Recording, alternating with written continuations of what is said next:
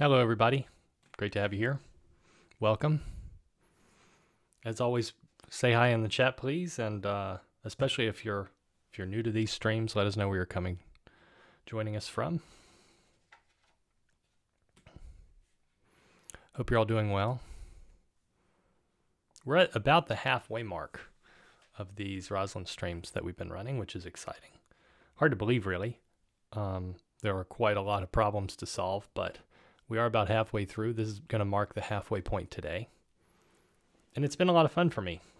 It's been cool coming back to these problems that I haven't really had a chance to solve in many years, and coming to them with a fresh set of eyes.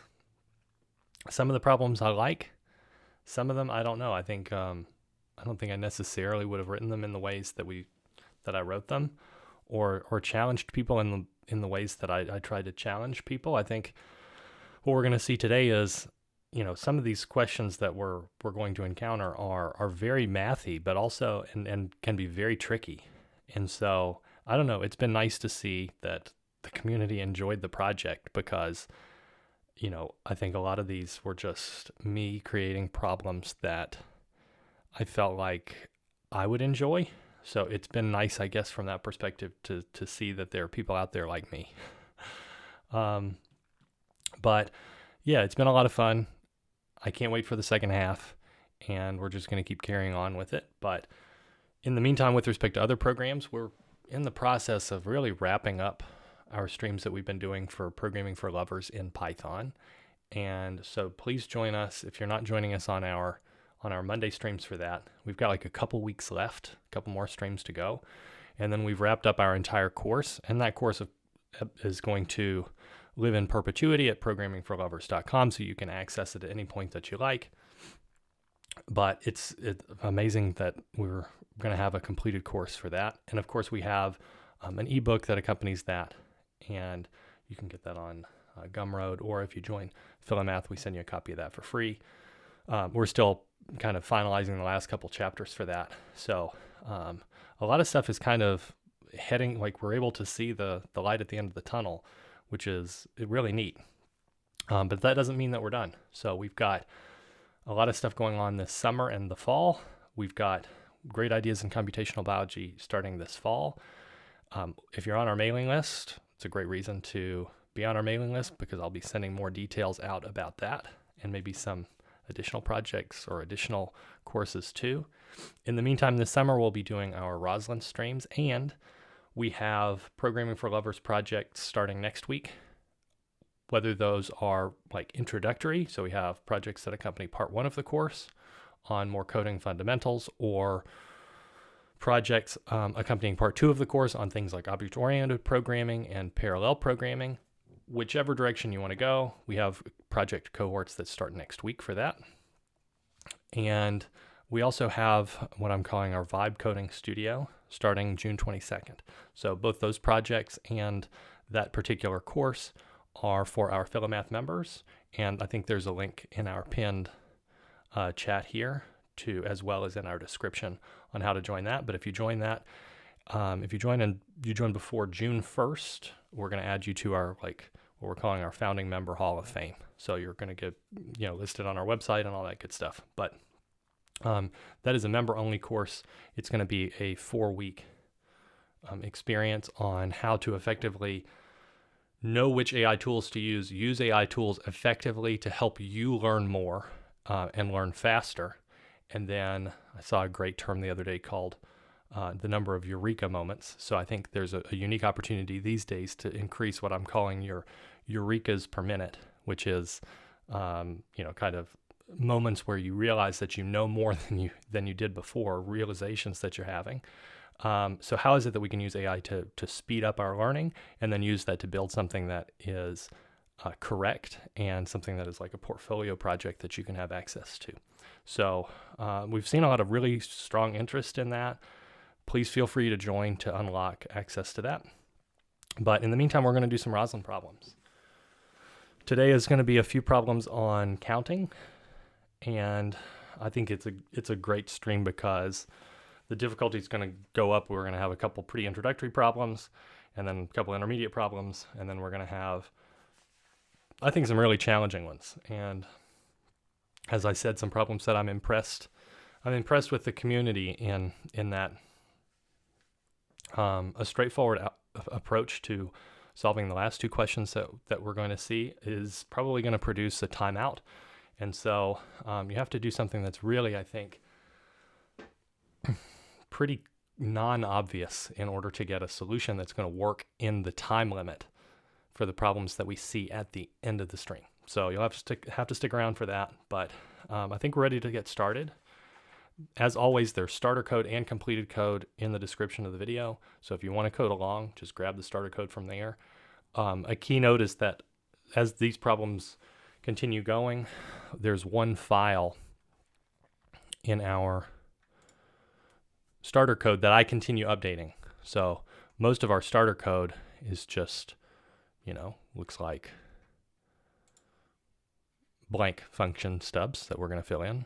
But custom.io is our code that, our Python file that we use to handle parsing, reading in from a file and writing stuff to data sets and this sort of stuff. That's all the ugly, boring stuff. And so as we continue going through these streams, sometimes we encounter a type of data set that we have to read in that is in a format that we haven't encountered before. So I'll always be updating custom.io as we go, and we haven't needed to update it in quite some time because, well, a lot of the inputs are similar.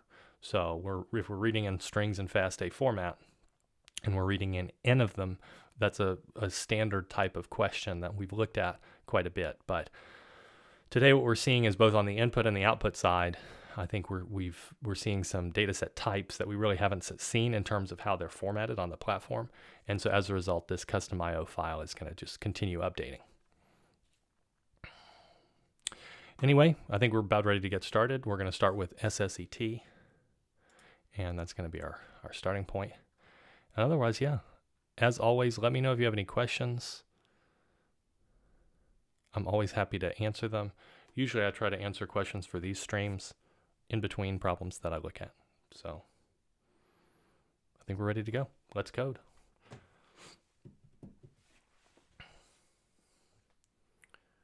Sarah, good to see you. Krishna, thanks for joining us. All right.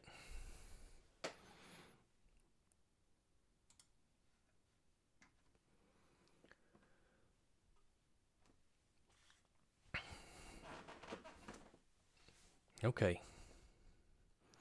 SSET is counting subsets.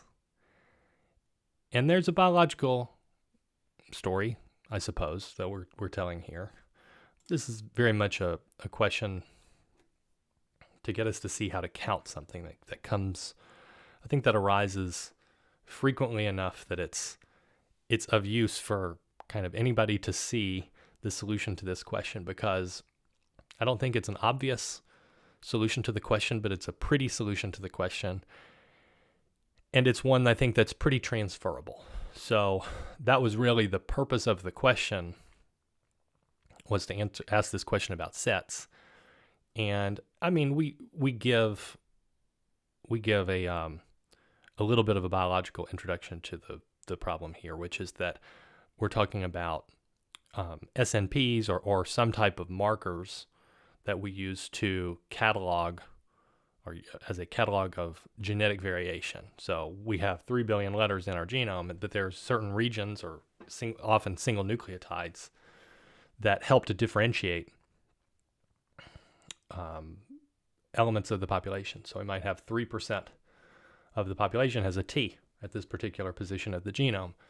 And all of those markers, or a large subset of those markers taken together, can help us in a lot of different areas.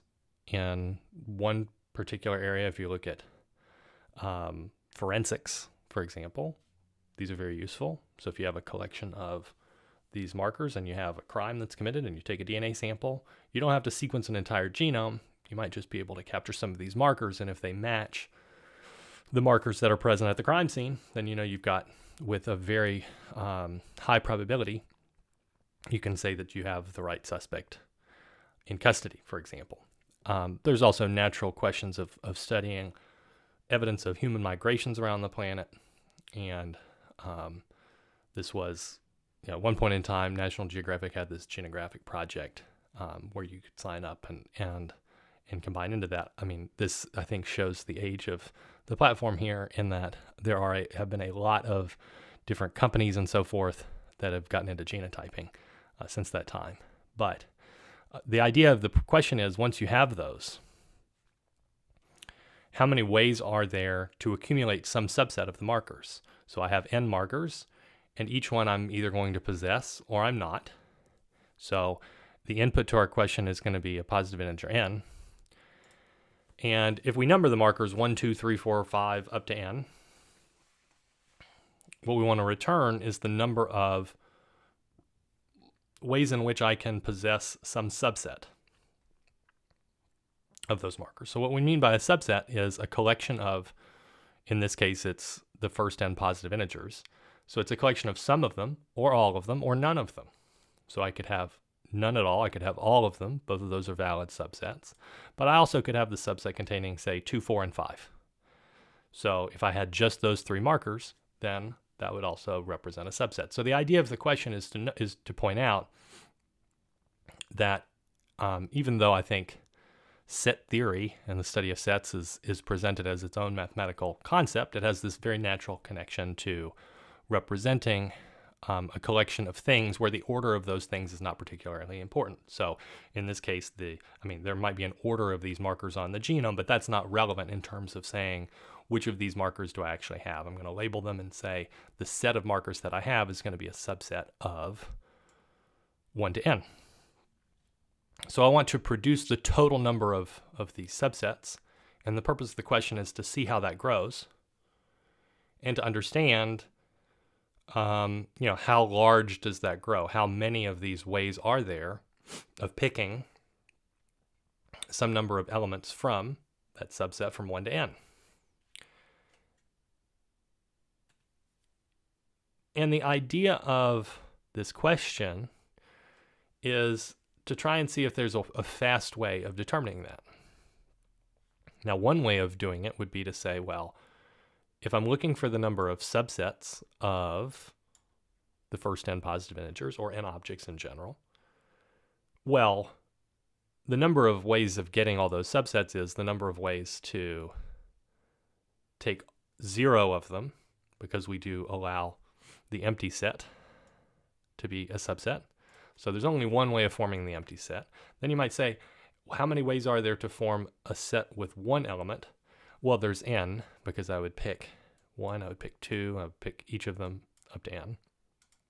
And then we would say, how many ways are there to pick 2 of the n? And that might not be clear to you at this moment in time. Then how many ways are there to pick 3? How many ways are there to pick 4?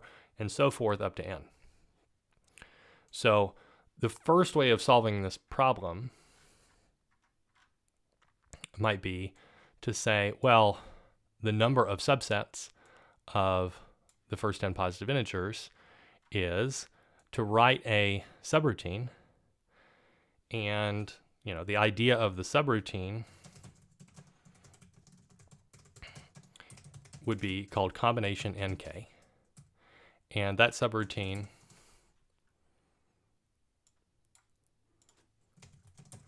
is going to compute the number of subsets of n objects having size k. Then it's just a matter of summing combination of nk over all k between 0 and n inclusively. So combination nk tells me the total number of subsets having size k, but then I'm allowing any subset of these n positive integers. And so as a result, I want to say, well, let's sum that number over all the possible values of k. And that will work, and that's fine. And we're going to come back to combination of nk shortly. So I'm not going to implement this right now because it's going to be useful in another problem, and I don't want to, solve this particular problem when it's not yet time to write that statistic. And the reason why I'm not going to write it just yet is that there is a prettier second solution. And if we think about, the faster solution says that the number of ways to pick a subset of the n SNPs or integers or objects is, well, it's the number of possibilities for the first element times the number for second element, and so forth, and number for the nth element. And what do we mean by number of possibilities? Well, the first element could either be added, if you think this is the integer 1, it's either added into our subset or it's not.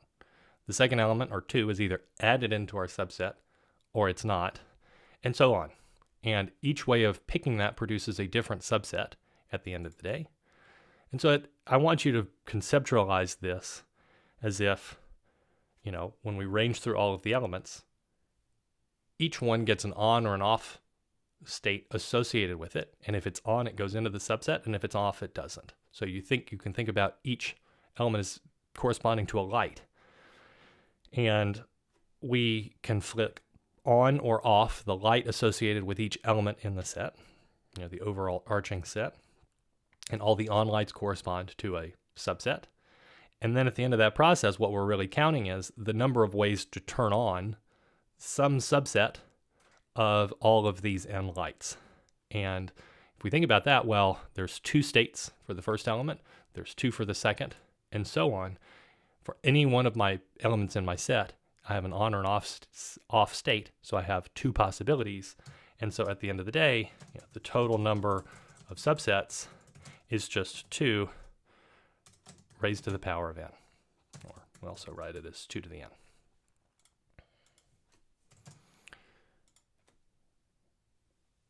And there is an observation here, which is it might not immediately be clear, even though maybe it's clear that this number that we want to compute is 2 to the n.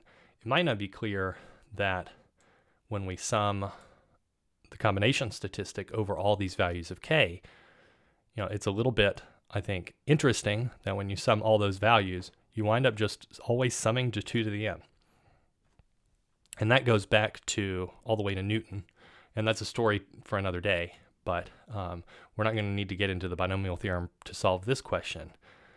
What we need to solve this question is just to observe that we're going to compute 2 to the n, and we could, of course, just return 2 to the n, but the issue here is that, as we have seen, that number is going to grow, so we're going to be taking in a relatively large value of n.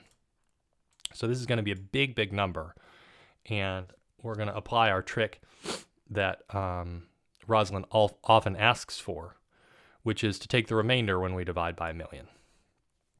So that way, even though the number is big, we won't have overflow issues in some languages, and you won't have to handle that. What this means is that as we go, we're going to multiply 2 by itself n times, and as we go, we're going to take the modulus operation every step of the way.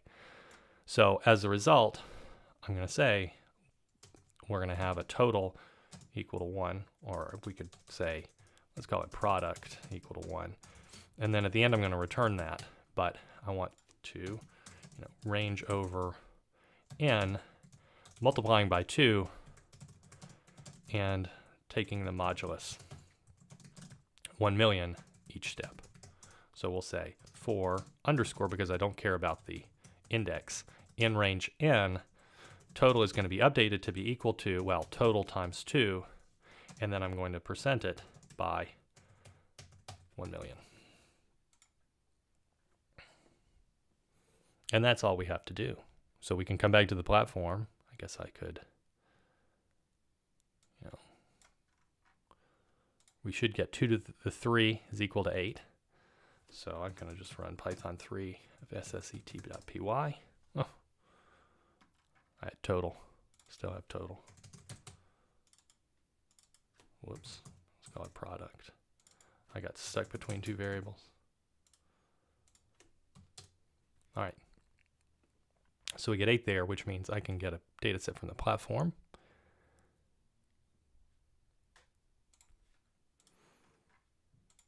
And I'm going to place it in my folder.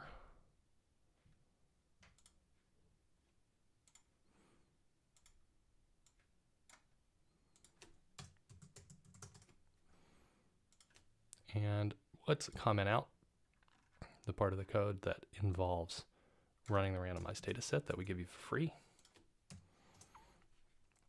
And we get 401216. So the number is much bigger than that, but we have taken the remainder by 1,000,000.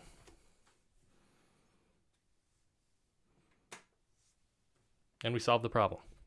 Hooray. All right, good.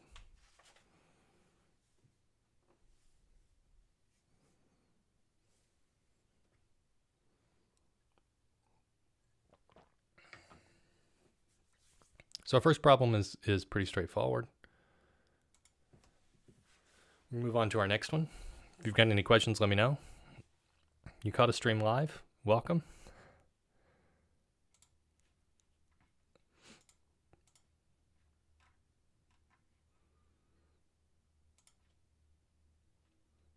Okay, we're going to do SETO next.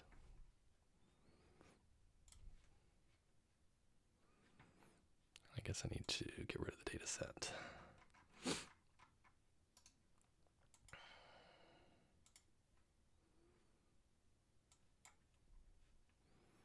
All right.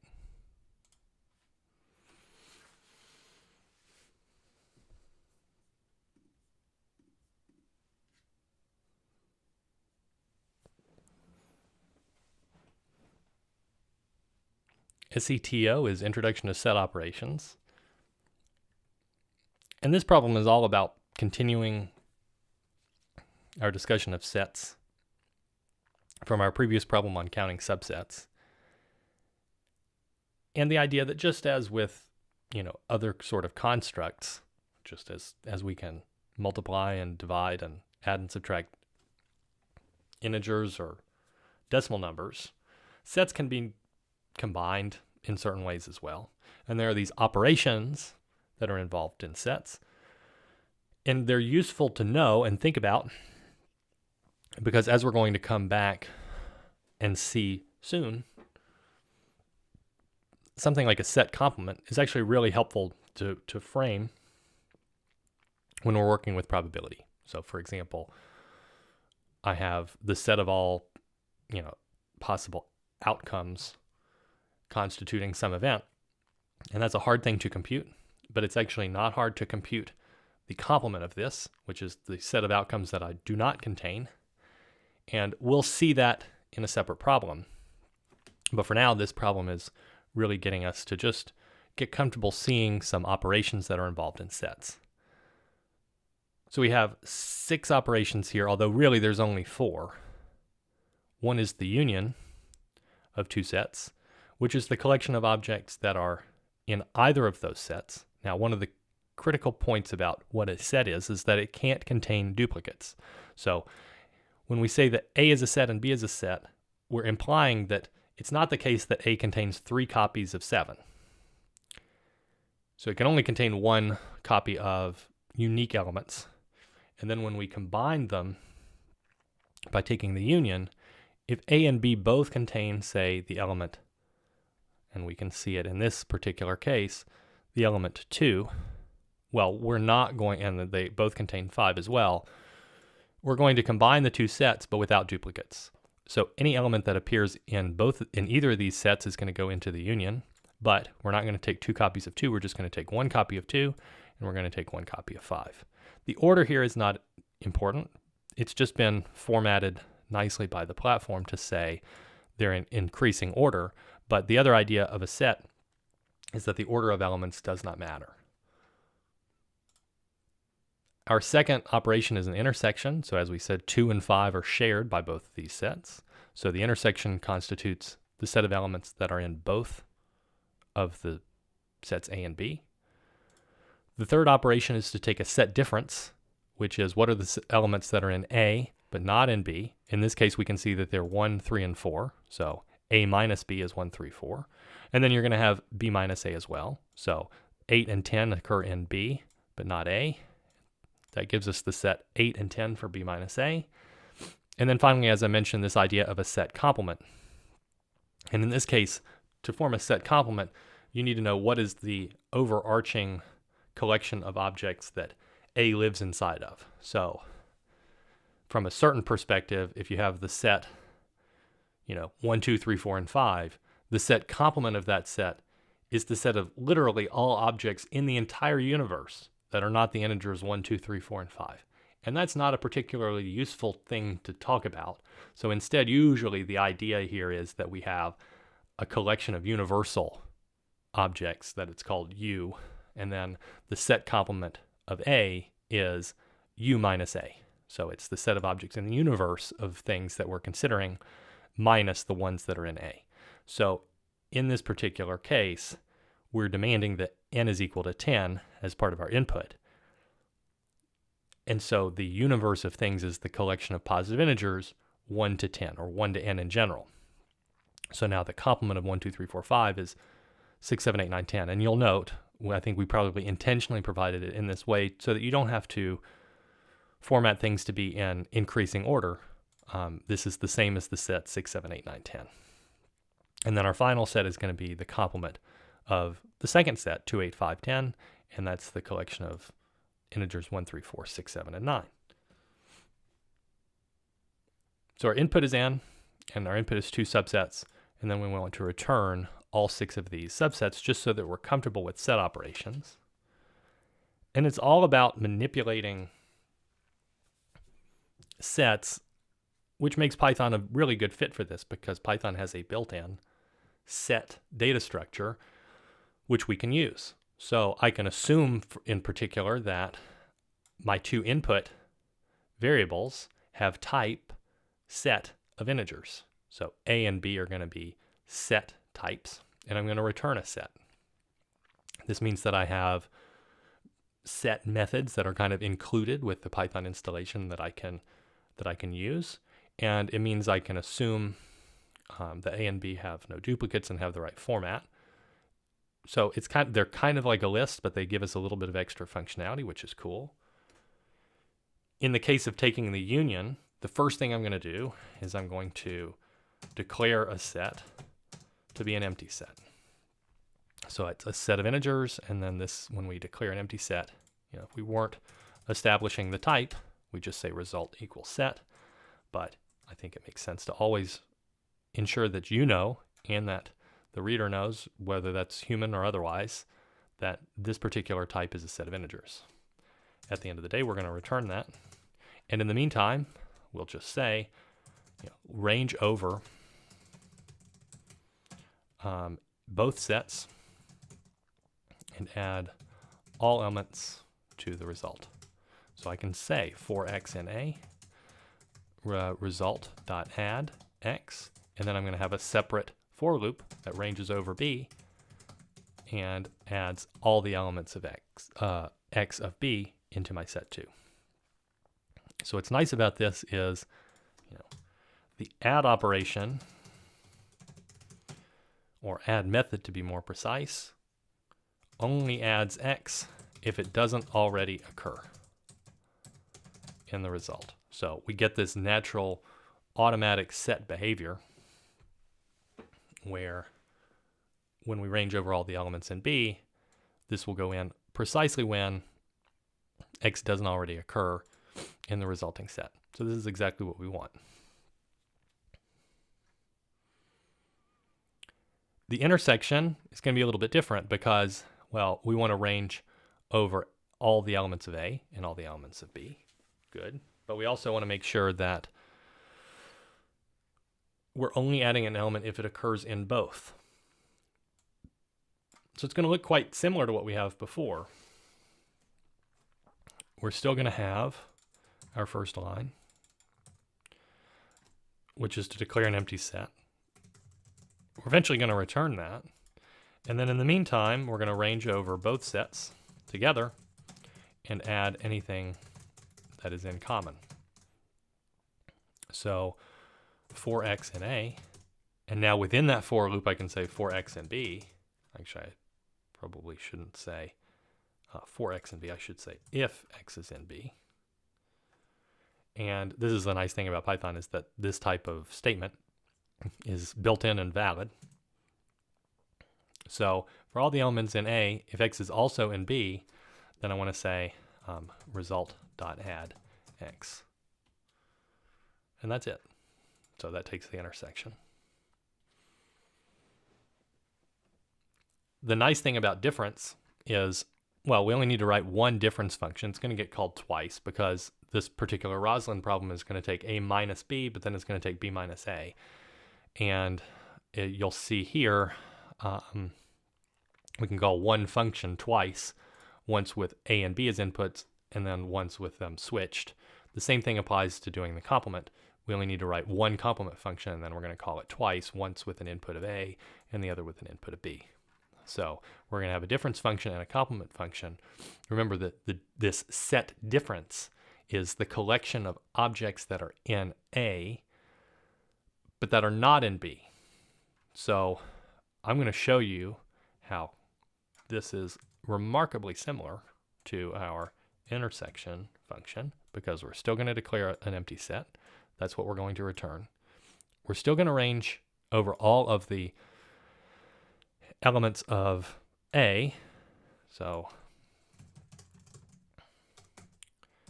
and we're going to add, I guess I'm calling them lowercase a, which is okay, and add any elements that are not in B. So what's funny about this is, at the end of the day, all I can do is change one word here, which is to say of x not in B. So for all the elements of A, if that element is not in B, add it to the result.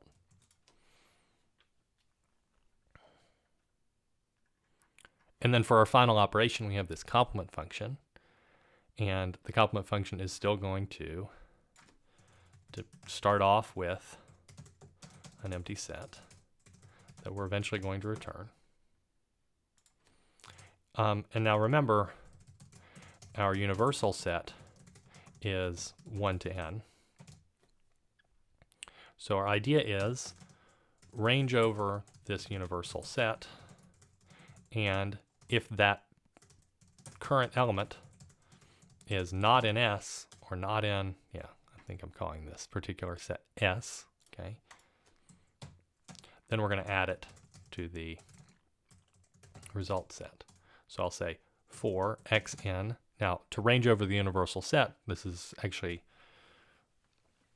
pretty straightforward. We're just doing a range starting at 1 and ending at n, which means in Python we need to say n plus 1 since we're not including that final element.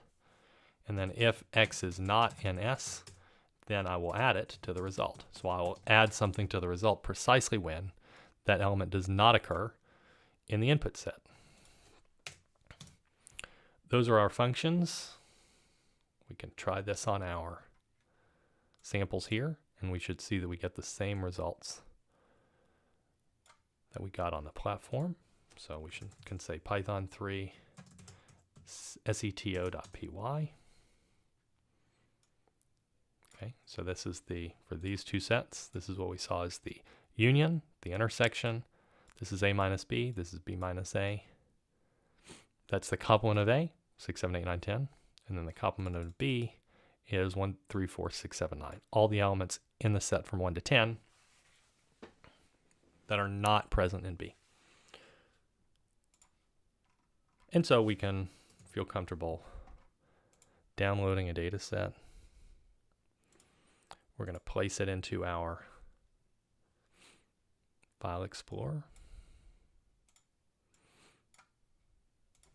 Call it data set.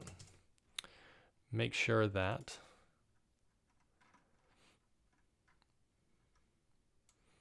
all of our data set parsing is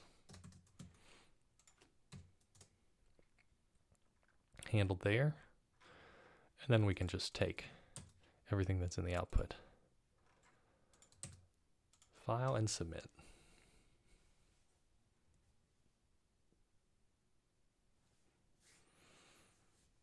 And we have success. So we've gotten comfortable a little bit working with sets, understanding how these operations are.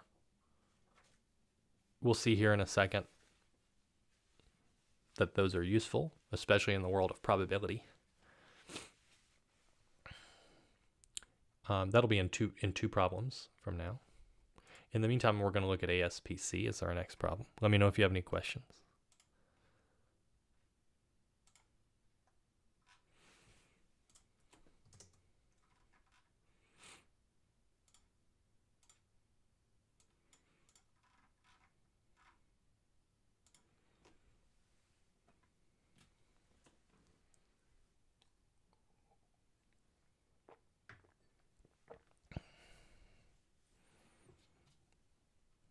All right.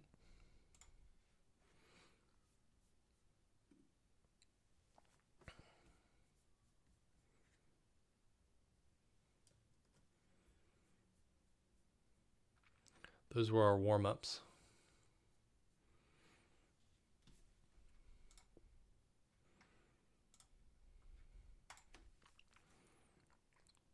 ASPC is Introduction to Alternative Splicing.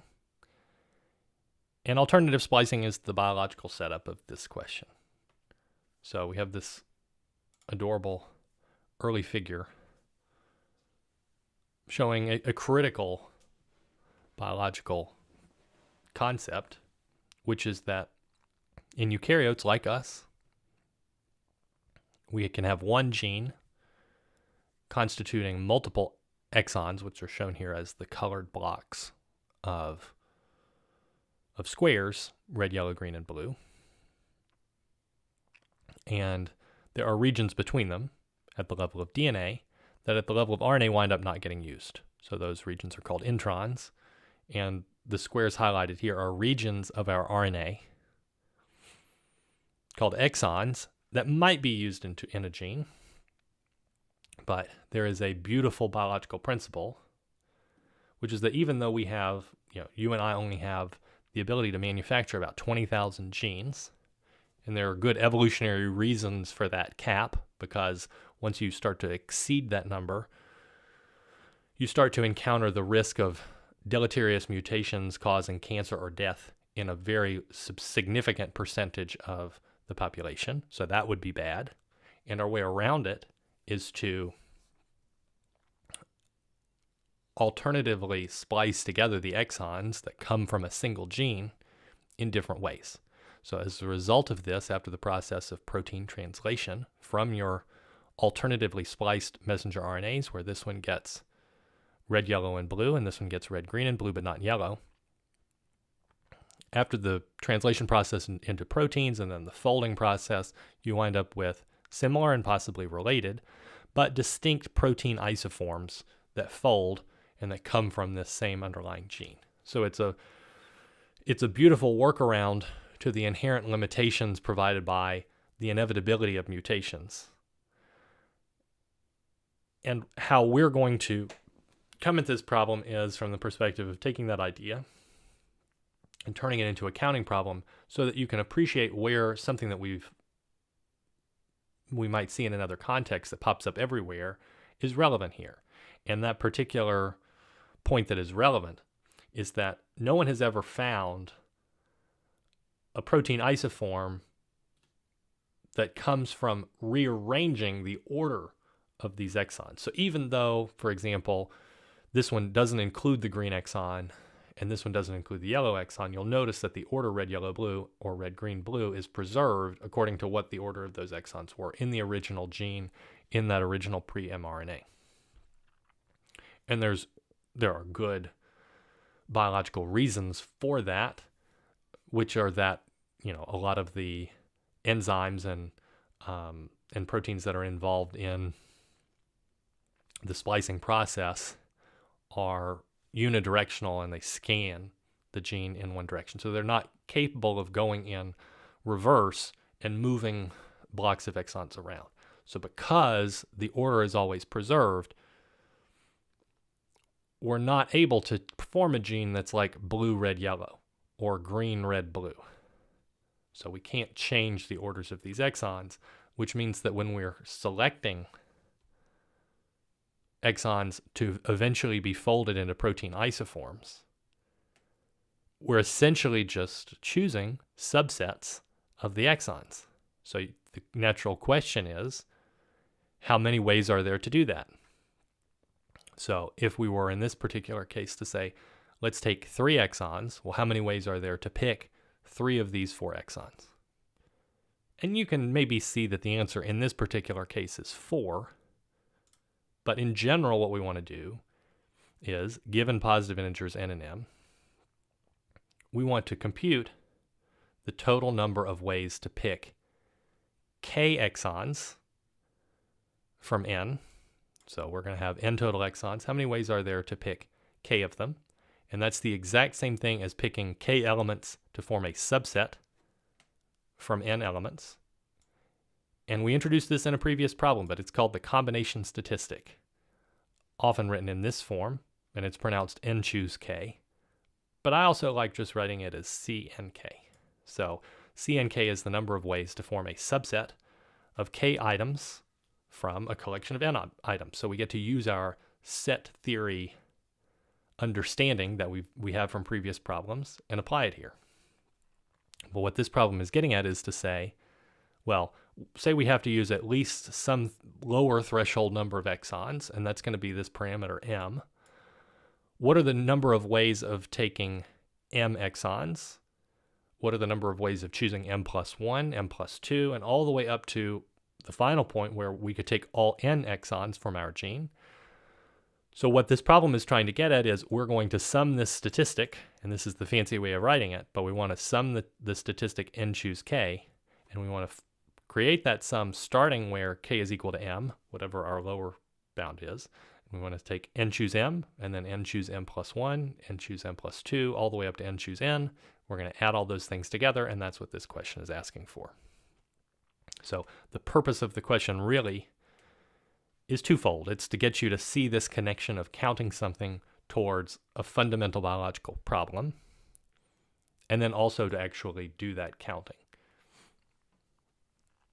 So what it is that we want to do, and there's going to be a modulus 1 million, is to, assuming that we've already written this, to have a function that starts off with a total of equal to 0, and that ranges a value of k from m up to n, which means that we need to go up to n plus 1. And then every point in time, we would normally just total plus equal a combination of n comma k. But we need to be careful, because even though we want to return the total at the end, we want to make sure that we perform the modulus as we go. So we're going to say it's equal to total plus this combination. And after we do that, we're going to percent it by 1 million. And that's going to be the higher level function that we write for solving the problem. The only thing now that we have to do is to write our combination statistic.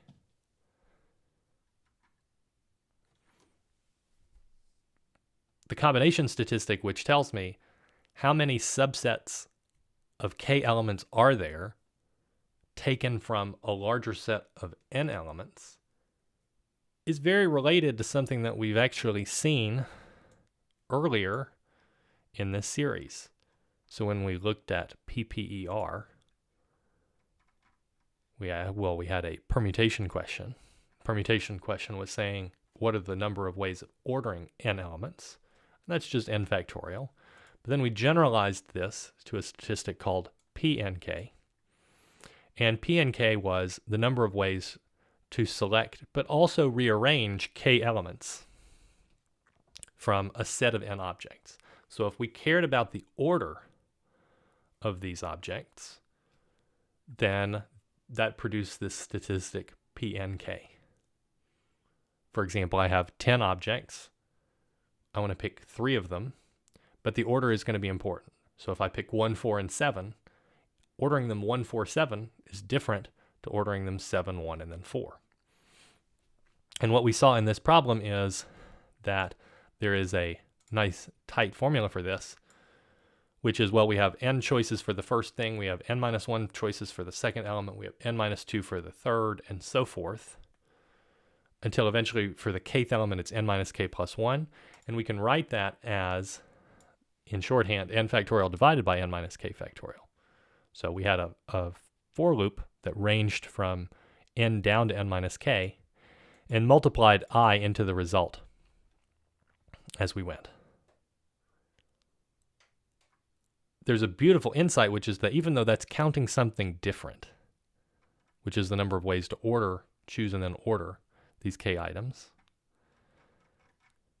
this is inherently related to the question that we have here, which is determining what is called this binomial coefficient, the number of subsets of k elements taken from a set of n elements.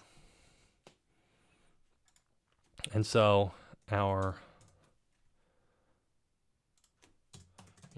beautiful insight is that the number of ways to order k from n elements overcounts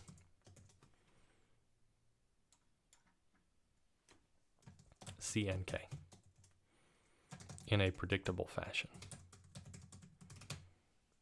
Okay, so for example,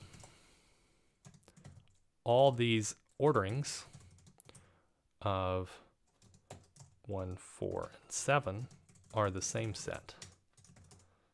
So if I look at 1, 4, and 7, and notice I'm representing parentheses here to indicate that the order matters, so that we could think of these as tuples.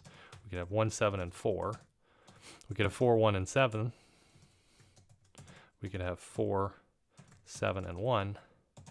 We could have 7, 1, and 4. And then we could have 7, 4, and 1. So level 1 is to say, clearly, the number of ways of picking these things, all of these are the same set. So clearly the ways of picking k elements from these n and then ordering them is greater than the number of ways of picking k elements. But we can do more than this. And we can do more than this because, well, we're overcounting, as I said, in a fashion that's very predictable. We might say, how many elements all correspond to the same set. And by elements, I mean how many orderings. In this particular case, the answer is 6. But there's a general formula here.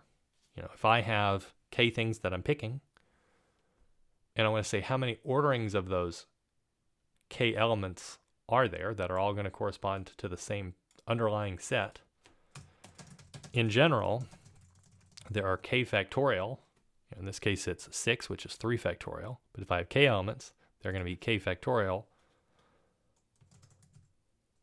total orderings, all corresponding to the same set. So we don't just get that the probability, or that the number of permutations of k elements from n items is greater than the number of combinations, meaning the number of subsets of k elements from n. We actually get that Pnk is equal to k factorial times Cnk. Okay. So this number is larger than this by a factor of k factorial. And that's very helpful because we already have a formula. We already have a way of computing Pnk.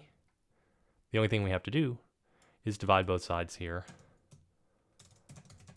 to get Cnk. What we want to compute is Pnk divided by k factorial. We can even go a little bit farther than this because we have a formula for P of nk. And that formula for P of nk was n factorial divided by n minus k factorial. So that's nice. So we just need to divide this by k factorial, and when we do that, we eventually get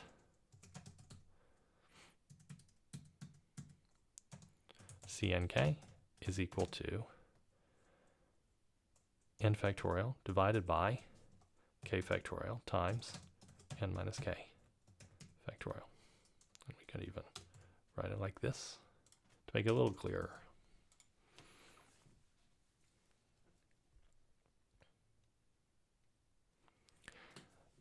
There's one more minor insight.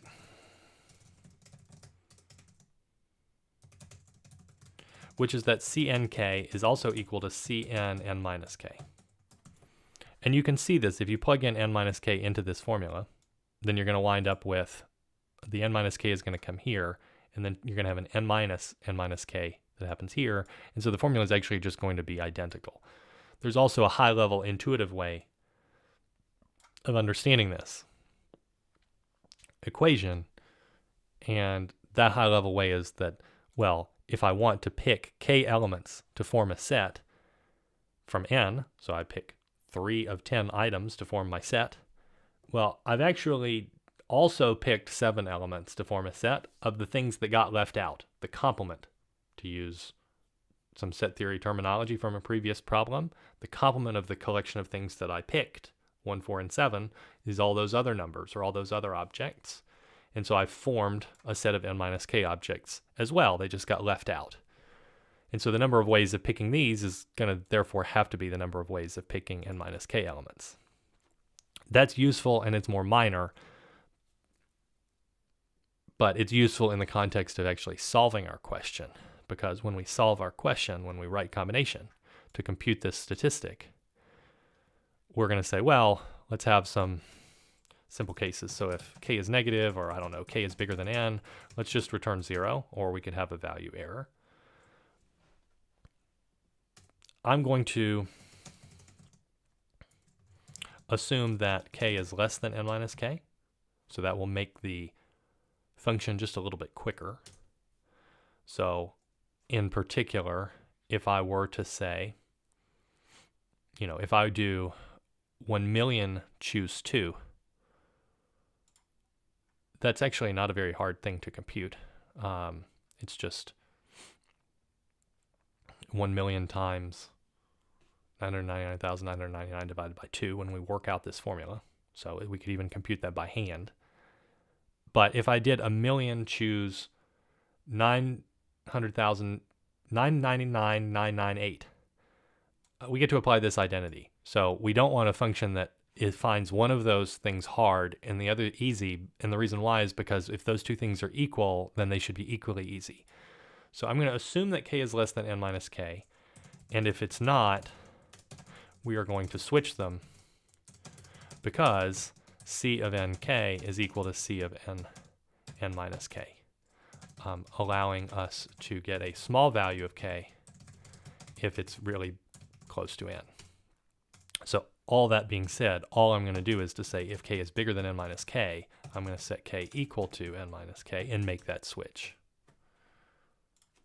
So at this point in time, I essentially know that k is less than n over 2, because, or less than or equal to, because if it were bigger,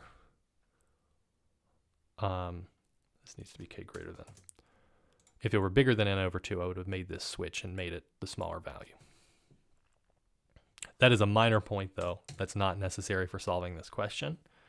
The hard way of solving this question is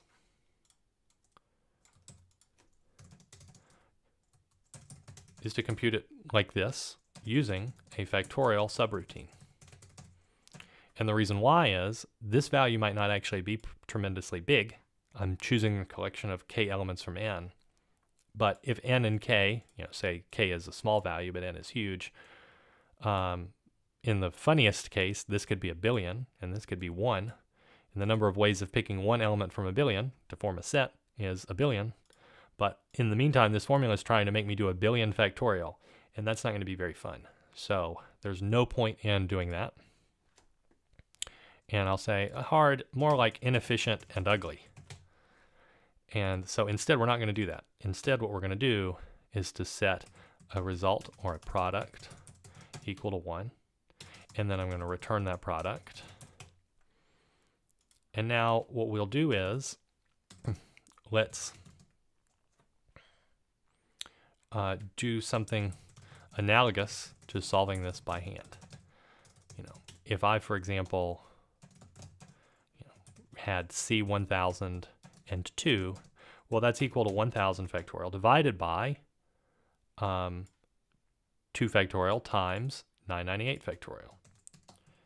And that seems like a messy, messy thing to have to compute, but the 998 factorial is going to cancel out with most of the 1000 factorial.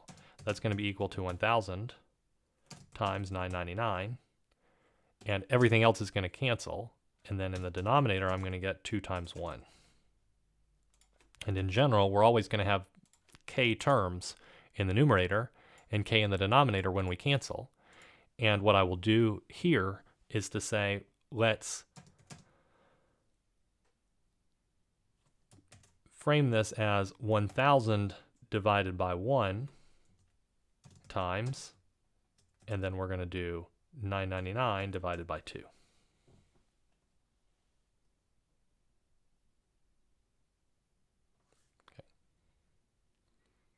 So we just need to get our ducks in the row here to say how we're going to do this. I will know that, note, when we do this, there are k terms. So k here was 2, and we wind up with k terms in this. So I'm going to range I from 0 to k minus 1, and we'll say result is equal to result times n minus I. So this is the multiplication. I starts off as 0. The first thing I'm going to do is multiply, and I keep calling it a result. Let's do product.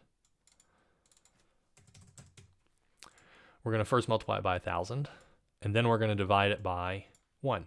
Now, note that I starts at 0, so I'm also going to say product equal to product, integer division by, not I, that would be bad. I'm going to get a division by 1, by 0. I'm going to want to divide it by 1. So I'm going to divide by I plus 1.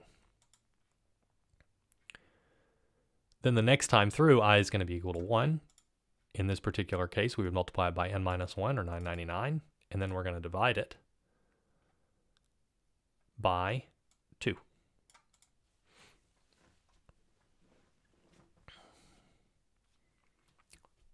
It's a little tricky to see why integer division here, instead of just this, is actually going to be okay, meaning that every time that we do this division, we know that I plus 1 is going to divide into product. I'd say that's not obvious. I'm leaving it here and I'm not going to explain it. If you have a good explanation for that, let me know. Drop a comment here and give us a good explanation for it. But in the meantime, we've solved our problem. And so we should be able to run this and see that we get our expected value of 42 when n is 6 and m is 3.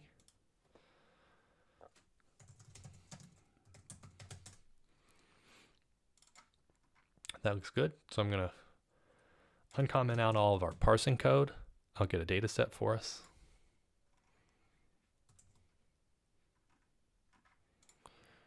We're going to move it over into the File Explorer and call it dataset.txt.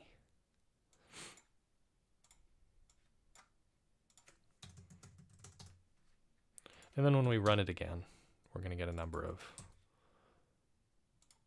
for this data set, 770096.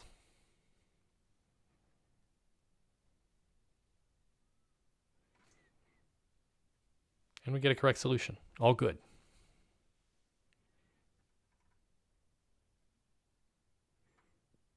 All good.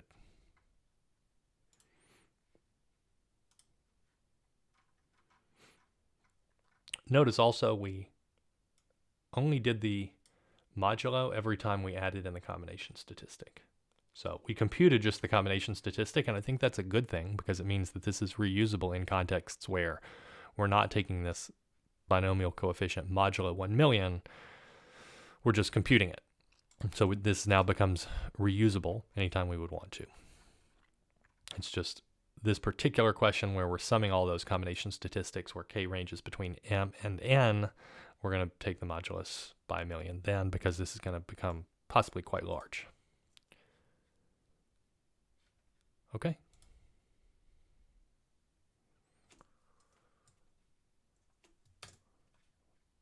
Let me know if you have any questions. this is indeed VS Code. Otherwise, we're going to move on.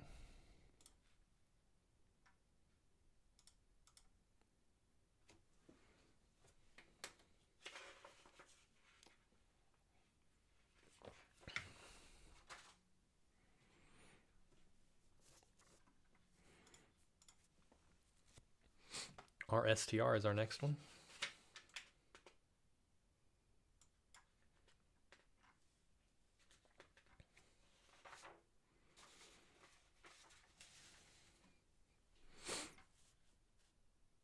All right.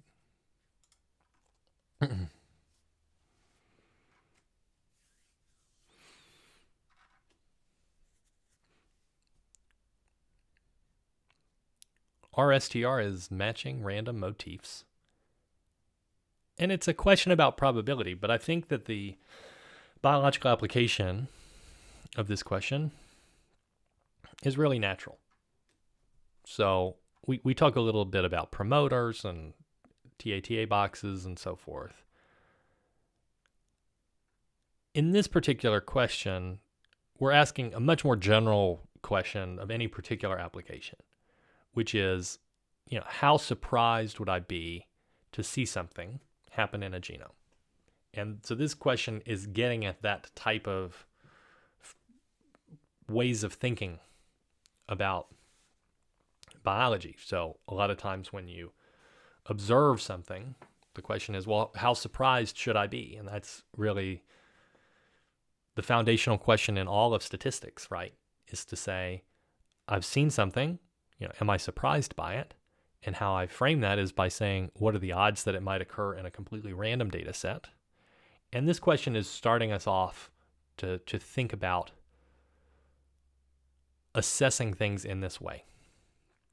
So for example, we have our region of interest, motif, promoter, whatever that we're interested in calling it. And this question is saying, all right, well, can we determine the likelihood with which it occurs in a randomly constructed genome? And this question is going to assume that there's a certain GC content behind the scenes, but once we know that GC content, say that we form a random genome that has approximately that GC content, what's the likelihood that I would have a certain region that occurs there? So a very natural, simple string question, but actually one that is hard to solve. It's tricky. And the reason why is that, well, the likelihood of it occurring in a random genome is going to depend on something as simple as the fact that, well, maybe the start and the end of that substring overlap with each other, or there are ways in which when it occurs in the genome, it's not necessarily the case that if it occurs at position 100, that likelihood of it occurring there is completely distinct from its likelihood of occurring at position 107 because of overlaps in these occurrences. And so for that reason, we're not going to go down the path of trying to compute that probability because it's not going to be tremendously instructive and it's just going to be very mathy and challenging. But what we can do is solve a very related question that is, I think, an appropriate simplification of it. And that appropriate simplification would be to say, well, let's chop the genome up into substrings and not consider the overlaps. Or maybe we do, but when we chop them up into substrings, we can then test those against our motif. And so now we're reducing it to this question of, what if I assume that when I construct those substrings, what's the likelihood that one of them might match with my given string that I care about? Of course, those could have overlaps, and so the problem could become tricky, but in this particular case, I'm going to assume that we have simply formed n random DNA strings. So the input here is going to be a positive integer n. We're also going to take a number x between 0 and 1 representing the GC content, and we're going to take my string of interest that I care about. So I'm going to call that S. And then what we're producing is the probability that after you generate n random DNA strings of the same length as S, assuming that you have constructed them with GC content X, so there's going to be a random process that if the GC content is 60%, is going to generate G's or C's with probability 60% and A's or T's with probability 40%. So as a result of that process, what is the likelihood that when you generate all of those strings, at least one of them matches S, the input string? So a very nice, simple, probabilistic question in terms of its formulation. The idea is how to solve that particular question. And here is an opportunity for us to use a little bit more of our set theory foundational knowledge. When we think about probabilistic events, events are collections of outcomes. And the event that I care about here is at least one of the strings is going to be equal to the input string S. That constitutes a lot of outcomes. So 2 of the strings could be equal to S, exactly 1 of the strings could be equal to S, and then you say, which one is it? So all of the different individual strings could be equal to S, but precisely 1 of them. 47 of the strings could be equal to S. You get my idea. So as a probabilistic computation, this seems challenging because I've got to consider all of those possible outcomes in order to constitute this event of at least one of the strings equaling S. But here's where we get to apply our set theory idea, that this is really most outcomes. There is another outcome that constitutes the complement of that collection of possible events, meaning all of the events in the universe, so to speak, of possible outcomes that don't fall within this collection of outcomes where at least one of the strings is equal to S. So the complement of that set is the collection of one outcome that none of the strings is equal to S. So if that's the case, we might say which of those two things is easier to probably compute. It's not computing at least one of the strings is equal to S. It's computing the complementary event, which is that none of the strings is equal to S. And the reason why that's useful is that, well, we're dealing with probabilities. If we look at the likelihood of A, and we look at the likelihood of the complement of A, the complement of A is all of the outcomes that are not in A. So as a result, when you sum those two things, you should be equal to 1. In this particular case, well, we can just subtract from both sides and say that the probability of A is equal to 1 minus the probability of the complement. So if I compute the complement, I get the probability of A for free. And that's the idea that we want to apply. So the idea that we want to apply is that in this case, A is the event, at least one string randomly generated is equal to S. A complement is the event, no randomly generated strings equal to S. And we're going to use the idea that when you take the probabilities of those two events and you sum them, you get 1. So we'll compute that the probability of A is equal to the probability of, or 1 minus the probability of A complement.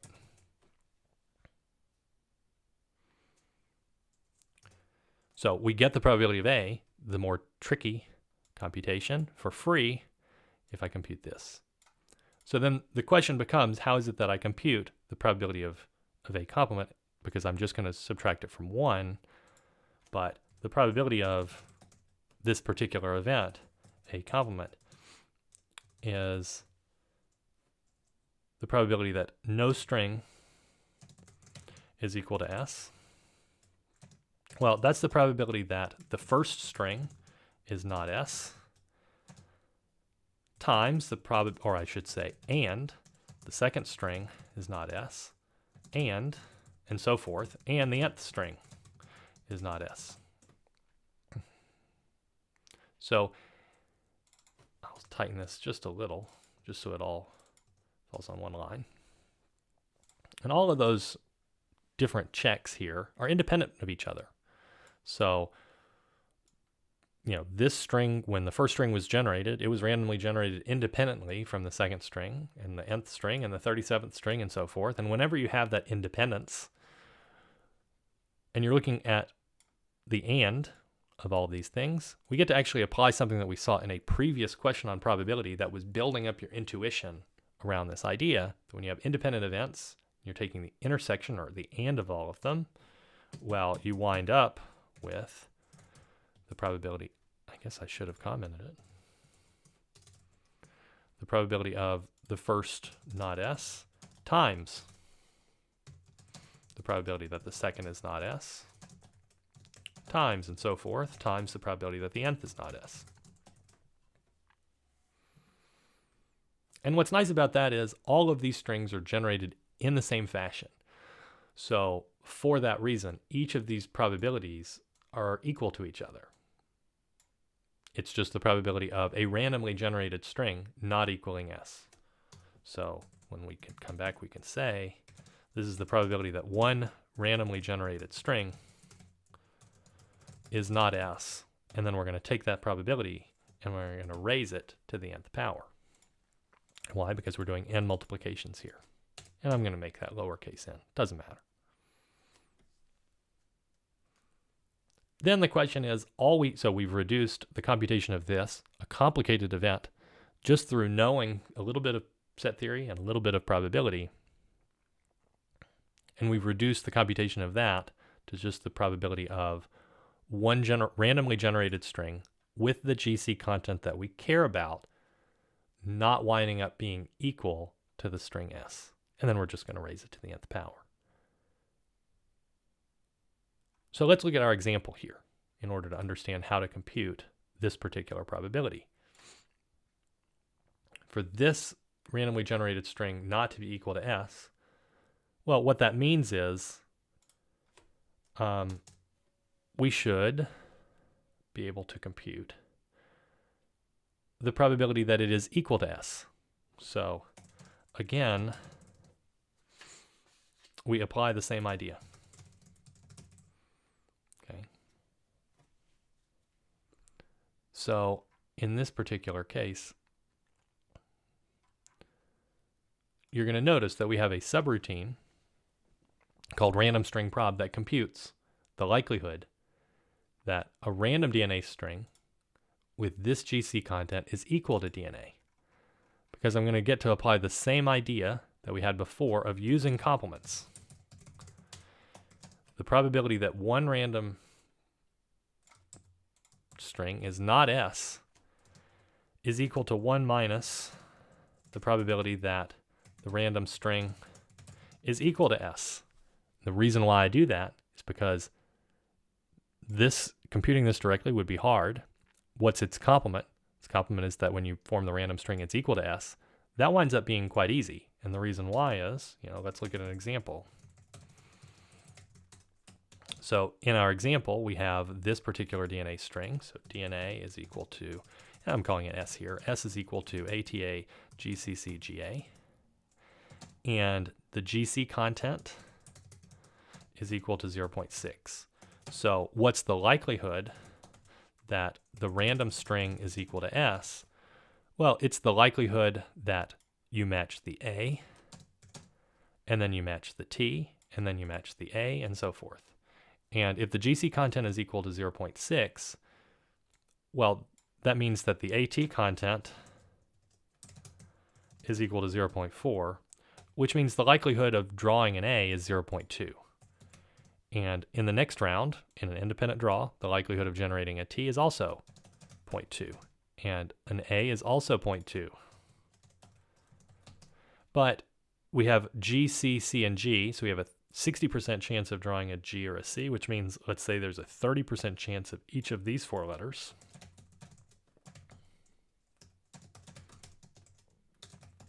And then finally we have an A at the end, so that's another 0.2. And I don't care exactly what that winds up being. I can let the computer do the multiplication, but the idea is at the end of that, that's given me the probability that the random string of this length is equal to S. And once I have that, I can get the probability that it's not equal to S by just taking 1 minus this thing. And once I've got that, then it plugs into this up here. So it's an elegant solution at the end of it. And it's why we framed this problem in this way, because you have to be able to see using this complement idea in probability twice in order to get the right solution. But once you see that, solving the question is not too bad, because what I want to do is say, well, the first thing that I might do is to write this function that I want, which is I've got a DNA string, I've got my GC content, which was called X on the Rosalind platform, and then we have an input value N. It's going to return the probability that at least one of my N random strings formed with this GC content is equal to DNA, and it's going to return a decimal. So P is equal to, let's first compute this. So what's the likelihood that a randomly generated string is equal to S? And I'm going to call that P, and I'm going to pass that work to a subroutine. So I'm going to call that random string prob, and it's going to take, well, DNA, and it's going to take GC content. So we can see those two parameters get passed into the subroutine. So we say DNA and GC content. So far, so good. And now I care about not this number, but I care about, this particular number. So when I subtract that, we take the complement. So we say the likelihood of not matching equals 1 minus P.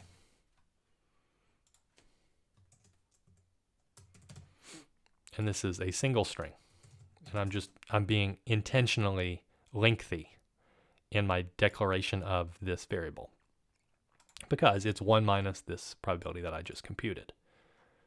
Once I've got that, that's told me the likelihood of one randomly generated string not matching. I want to raise that to the nth power, and then I want to subtract that thing from 1. So the probability of the event that I actually care about, at least one randomly generated string, is equal to S, is 1 minus this probability. So this is my one randomly generated string is not S that I've just computed. I want to raise that to the nth power, and I want to subtract it from 1. So I want to return 1 minus, and then I want to take this and raise it to the nth.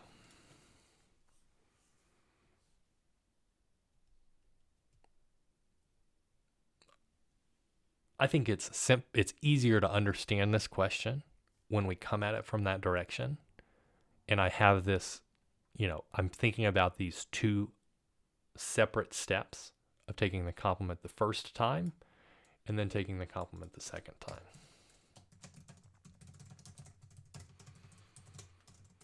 But we don't need this internal variable. So notice that all this is 1 minus P. So once we understand it, right, I don't need this. I can just say it is 1 minus P here. And I can get rid of that intermediate variable. If you like it the other way, no worries at all, but this is probably the tighter way that you would see it in practice. So we see the 1 minus here, and then we have this event, and we have the complement of it. Pretty cool. Of course, we have to write our subroutine, but fortunately our subroutine was just the likelihood, it was computing our P.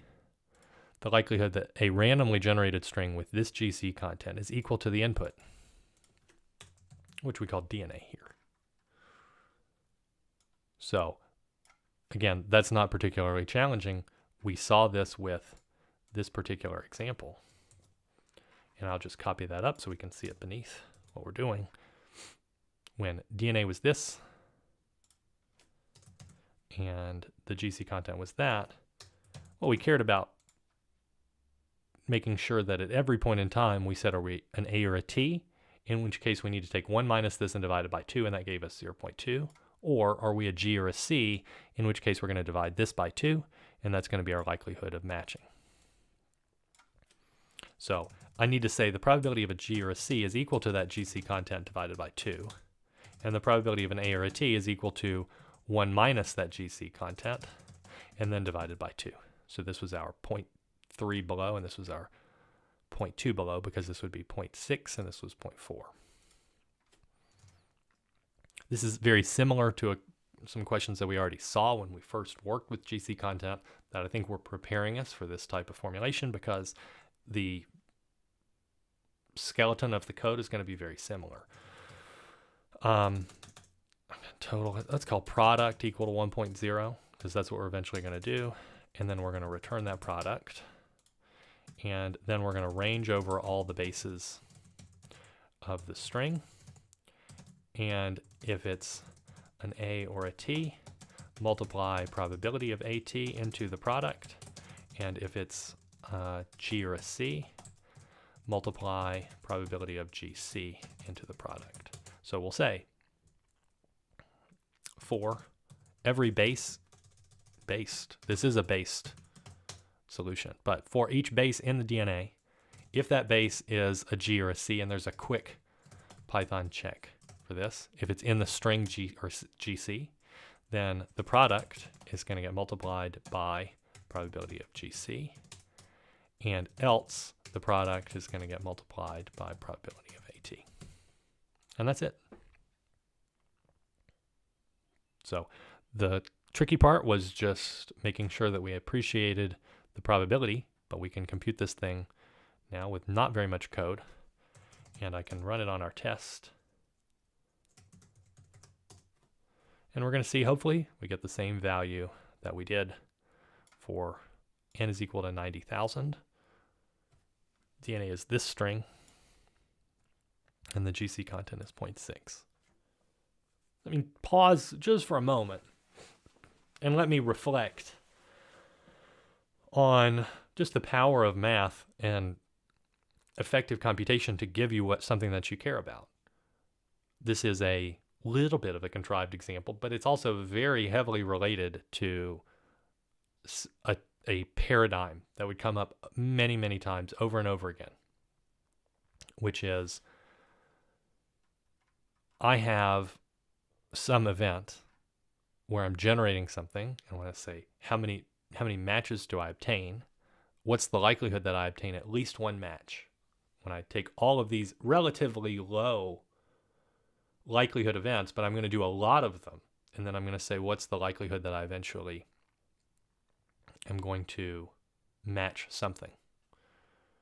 That same idea would apply in any possible context that I could come up with. So here I have, think about this as having 90,000 trials, and yes, there's this GC content, and it's a string thing, but I'm running 90,000 trials, and I'm saying what's the likelihood that I obtain at least one match when I run all those 90,000 trials.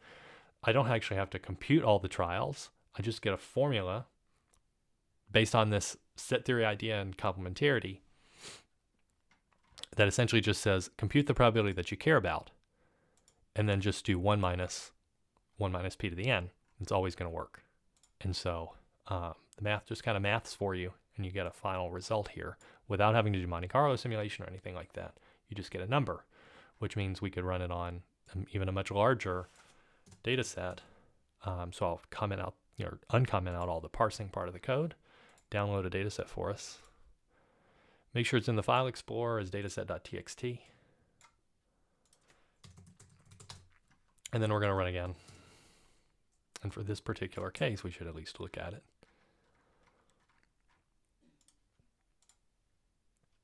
So here we have n is 82,000-ish.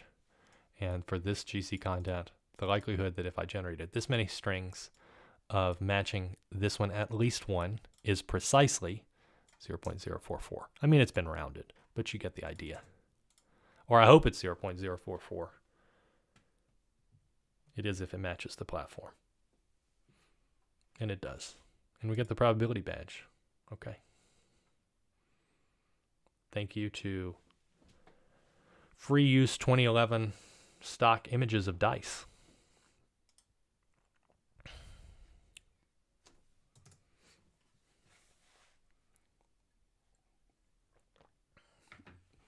Let us know if you have questions. I'll get set up for the next ones. This is going to be the first time we've done something here, which is to solve two questions at the same time. So we're going to solve REAR and SORT both together. And I'll explain why here in a second.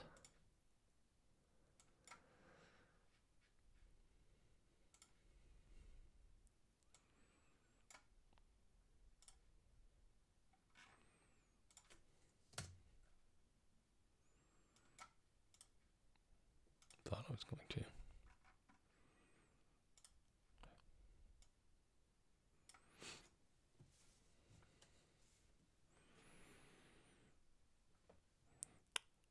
And this is our local boss, area boss for today. The good news is, even though it's pretty challenging, we are going to get to kill two bosses for the price of one.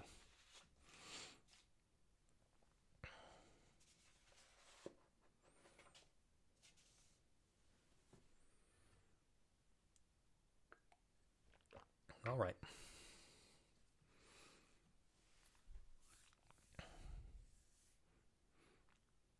We're looking at REAR, which is reversal distance. And simultaneously, we're looking at SORT, which is sorting by reversals. So these problems are going to go hand in hand for reasons that I'll explain shortly.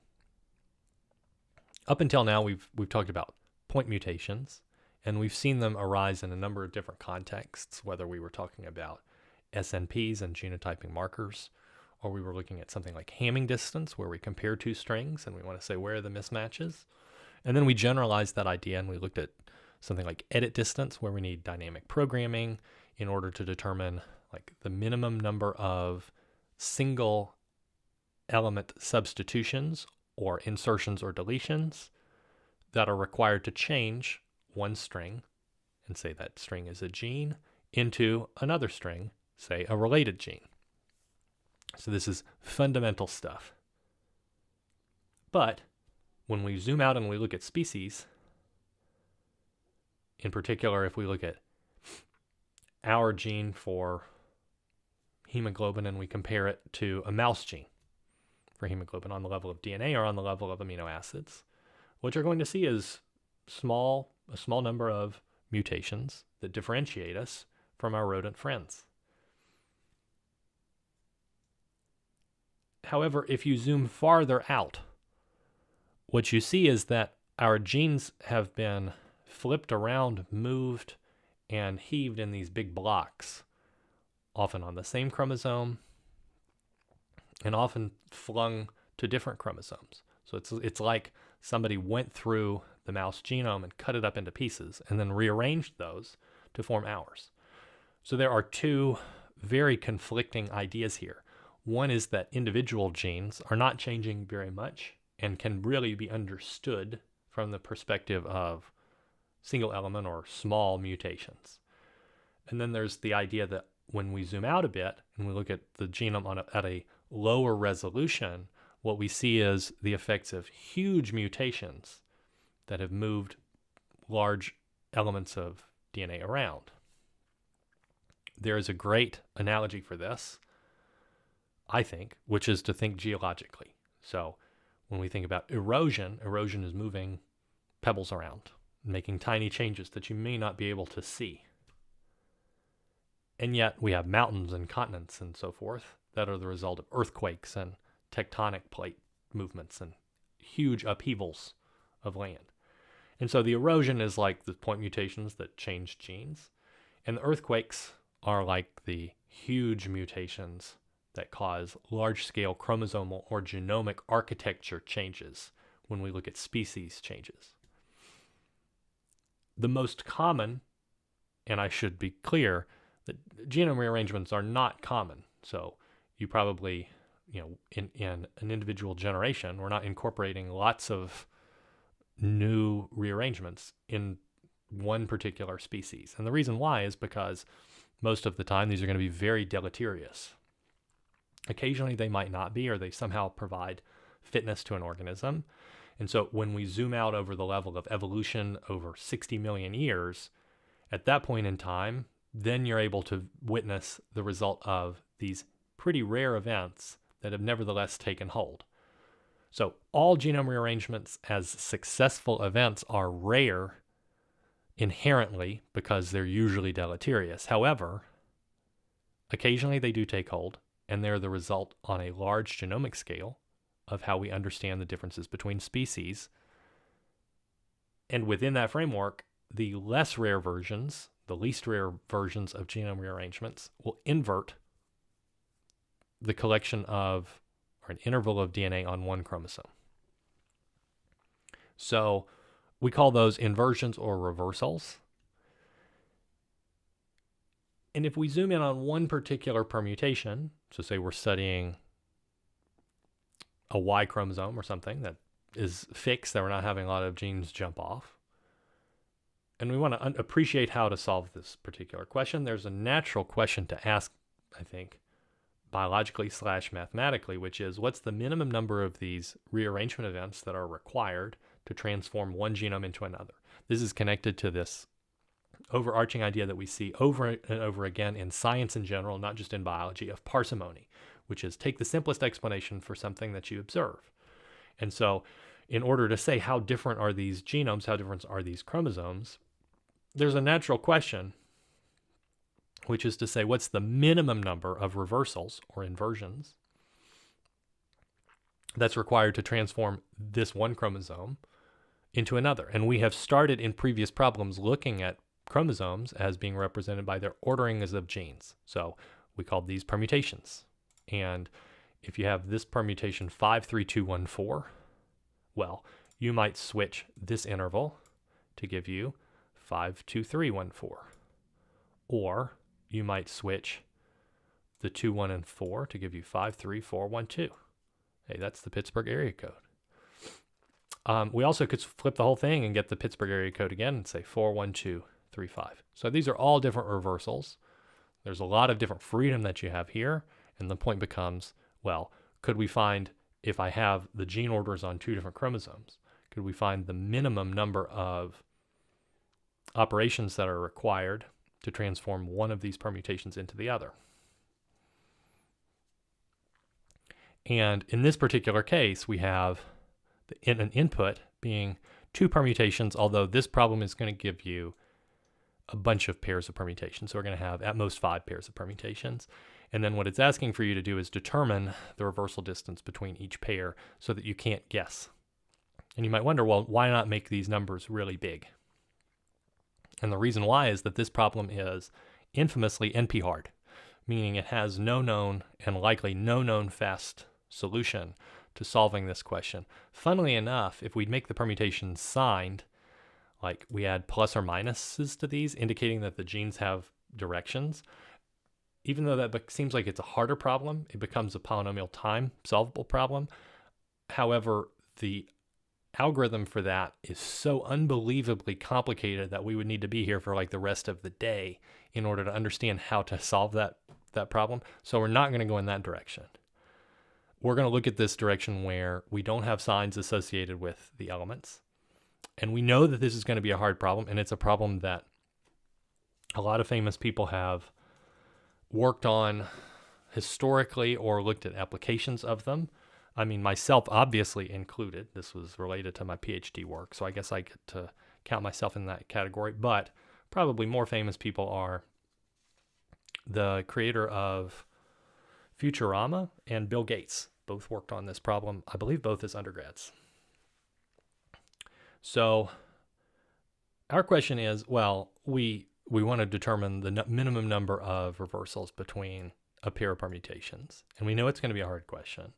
So the idea is there is a hint, which is don't be afraid to try an ugly solution. And I don't think our solution is going to be ugly. I think it's going to be quite beautiful. But I guess clunky might be a better word for what we're going to do, which is that we're not going to do something, well, we're not going to do pure brute force, but we're also not going to try to find a solution, a very fast solution and a very elegant one where we know that one doesn't exist.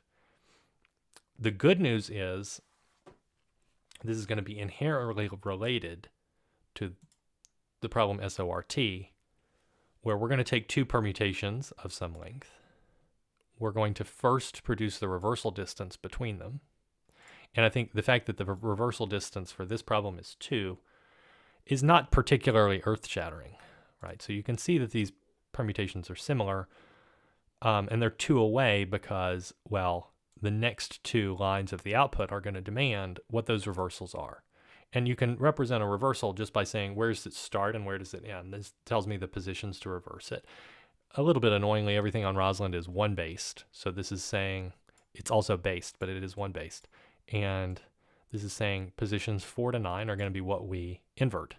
So when we invert that, we're going to get 1, 2, 3, 9, 8, 7, 6, 5, 4, 10. Notice the 6, 5, 4, 10 is in good shape there. And the 1 is in good shape there too. But when we invert this, we're going to get 1, 2, 3, 4, and then, 1, 2, 3, and then 9, 8, 7, 6, 5, 4 is going to go here. And it works out that when we invert that region, this particular region, 2 to 5, I guess it's here. So the 7, 6, 5, 4 is going to be okay. But we're going to wind up with, we would have 1, 2, 3, and then 9, 8. And then when we invert it, we're going to get 1, 8, 9, 3, 2. All right. So I probably should just show that. If we look at our example, I can put it between main here. Let me go back and grab this permutation.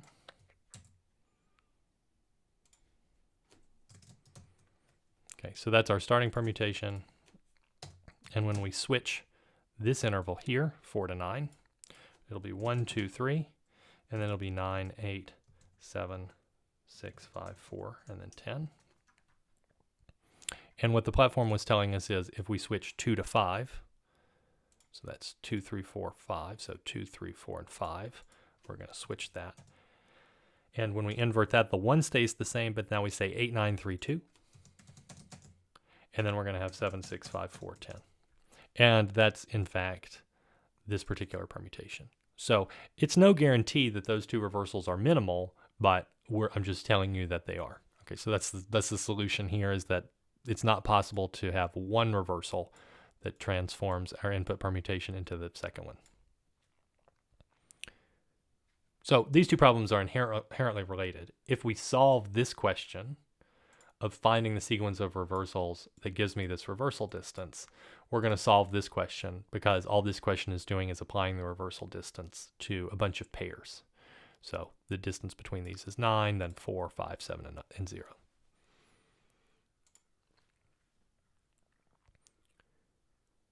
The tricky part becomes when I am faced with a problem that I know does not have a fast solution, how should I solve it? And at least this question is telling us that the size of the input's not going to be huge. The length of the permutation is at most 10. Which means that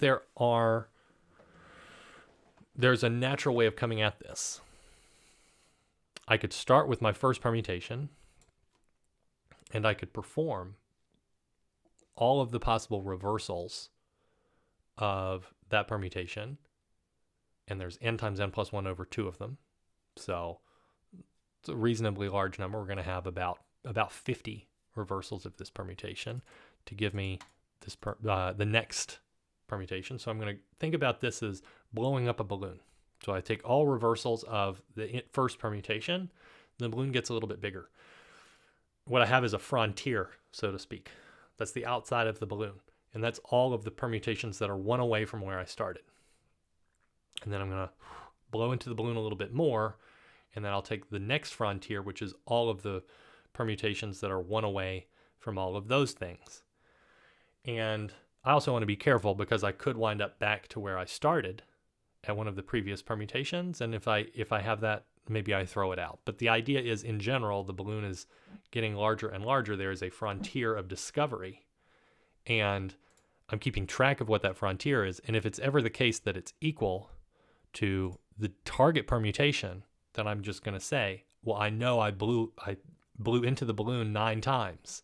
So that's why I know that this number is equal to 9, because the first time that I encounter a frontier permutation equal to the target, I know that has to be the minimum. And the reason why is I'm applying, in some sense here, a breadth first search, which is to try and just take all of the neighbors of, all of the things that are near me at the starting point, and all the things that are near them, and all the things that are near them, and so forth. And I'm making sure I'm getting I'm applying every reversal at every point in time. So the first time that I find something, I know that's the minimum number of steps away. That's fine.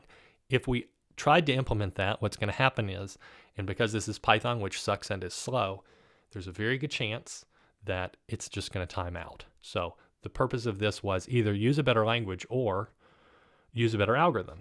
And we're doing it in Python, so we need to use a better algorithm. And our idea is, instead of thinking about blowing up the balloon, which is kind of like an exponentially growing process, instead of blowing it up from only the start permutation, I'm also going to blow up a balloon starting at the end permutation and working backwards. And then what I'm going to do is I'm going to find the point at which the frontiers touch.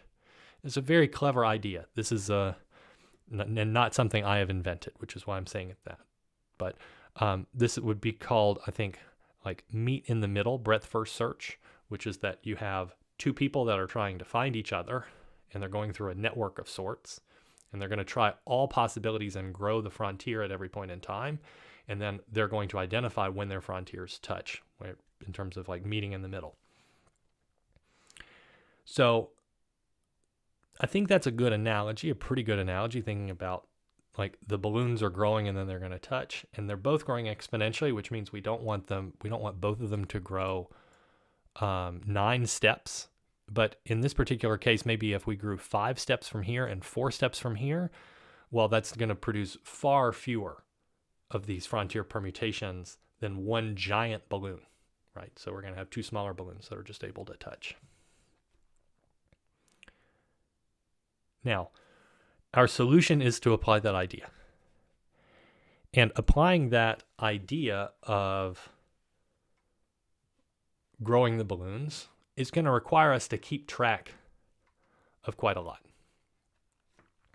So the function that we're going to write is called reversal distance and path. And what's nice about it is it's going to solve 2 problems for the price of 1.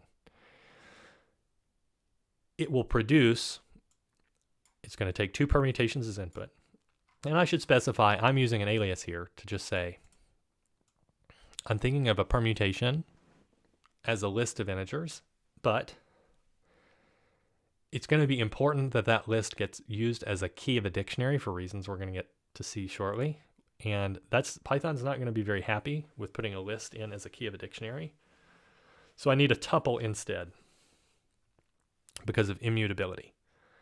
And so keys of a dictionary need to be immutable, which means I need to use a tuple. And this is something that I don't think I ever even introduced it in Programming for Lovers.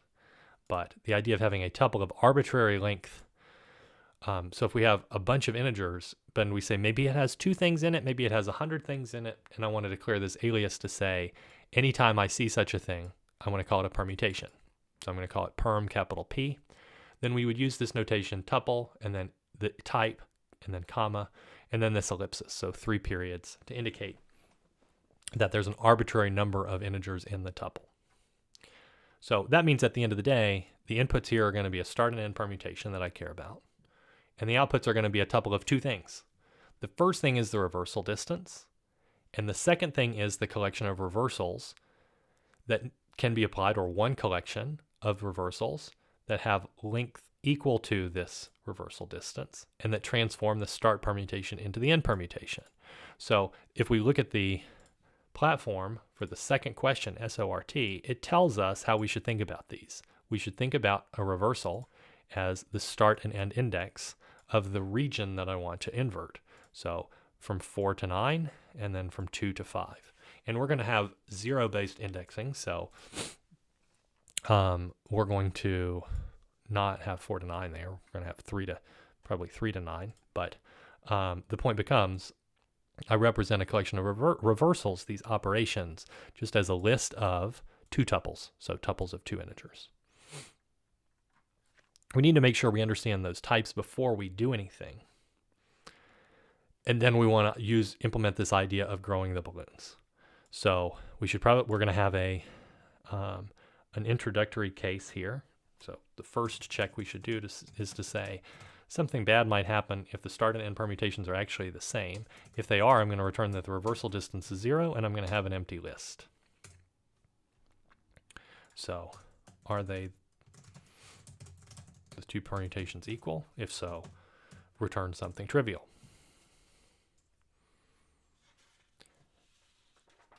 Now we need to implement the meet in the middle BFS. Okay, and on each side, we're going to need to keep track of a lot.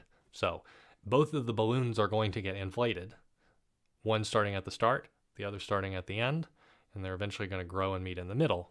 So that means that we're going to need some data structures to store everything that we need, both for the start permutation and the end permutation. So we're going to wind up with 8 dictionaries here. And the reason why is, well, we're going to need to remember a lot. Like, for example, when they touch, I need to know, okay, I met in a single permutation. Great, they're equal now. But then how do I get home? What was the sequence of rearrangements or reversals that got me there? So there's a lot to actually store. So we need a bunch of dictionaries. 4 for each perm. And the first one we're going to say is F depth is going to map the permutations to the number of steps needed to reach it from the start. So F depth is going to be a dictionary. The keys are going to be permutations, and this is why we can't use lists for permutations. We have to use tuples because the keys have to be immutable. And that makes sense, really. You don't want a mutable thing as a key to a dictionary. That would be potentially disastrous. But then it's going to map to integers, and it's going to start off as empty, except, well, there's one thing that we know automatically, which is that if I'm at the start, I have 0 steps to reach myself. Then we're going to need to be able to say, where did I come from? So F parent is going to be a separate dictionary, and it's going to map permutations, or I should say each perm, to the predecessor. So that's why we're calling it parent. Like, where did I come from? That could be useful. So F parent is a dictionary, and it's mapping a permutation to its predecessor, which means it's a perm to a perm, and it's going to start off as empty. Okay. Then we're going to have one more. So F op here is operation, is going to remember the reversal that transformed the parent into me. So we're remembering not just, I mean, I guess you could somehow combine this into one dictionary, but we're remembering not just where I came from, but we're also going to remember the reversal that got me there. So FOP is a dictionary of perms to reversals, and I could even have a type alias for reversals, I guess, but we think of a reversal as just a 2-tuple, indicating the start and ending position of the reversal that we're going to have, and that starts off as empty too. And then one more. So F frontier stores the current layer waiting to be expanded. So this is the outside of the balloon. Continuing my balloon analogy. So it's the exterior of all of the permutations that are kind of K reversals away from the starting permutation. And so F frontier is just a list of perms. And it starts off as not quite empty, but containing the start permutation. So when I start off, I'm not inflated the balloon. The frontier is just the start permutation. And then we need all these dictionaries for going backwards from the end permutation. So I'm going to have the same thing here. I'm not going to have a bunch of comments, but I'm going to call it B depth. So this is like the forward balloon, and this is the backward balloon, if we're thinking about it as going forward or backward. So it's a dictionary of perms to ints. It's going to start with the end going to 0. We're going to have a B parent. It's addictive perms that is empty. We're going to have B op, which is going to remember the operation that got me from the parent to me. That's going to start off as empty. And then I'm going to have B frontier, which is the surface of the second balloon coming from the end. And it's going to start off as containing end.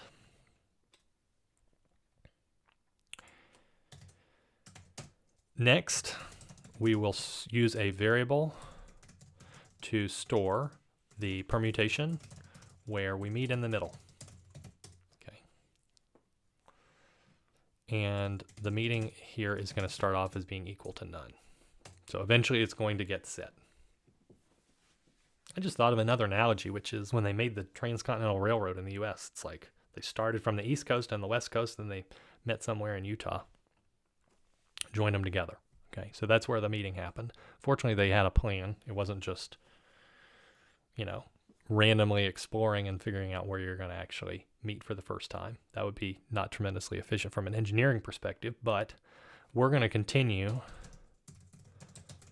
until meeting gets set. So that's our meeting in the middle. So I'll say while meeting is none.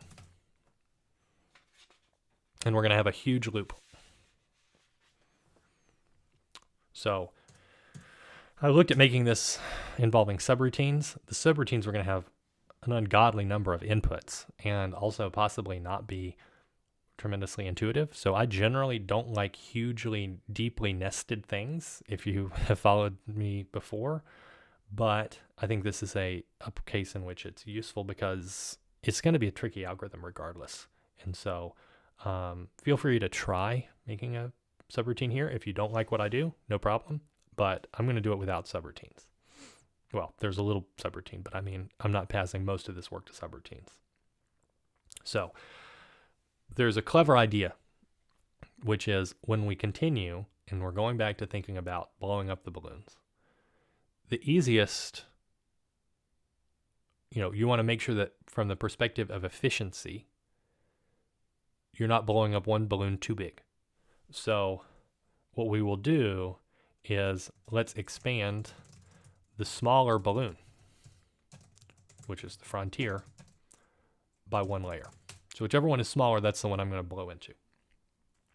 So if the length of the F frontier, remember the F frontier is just a list of permutations, is less than or equal to the length of the B frontier, now I will blow up the balloon coming from the start.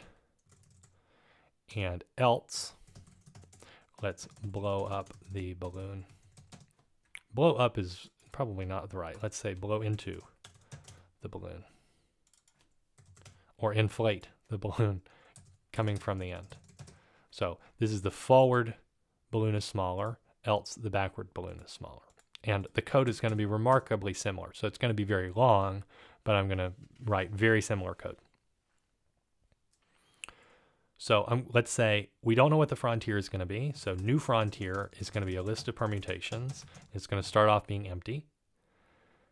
And so my idea here is that I need to set it. So we're going to range over all the permutations in the current frontier. And I'm going to know like how many steps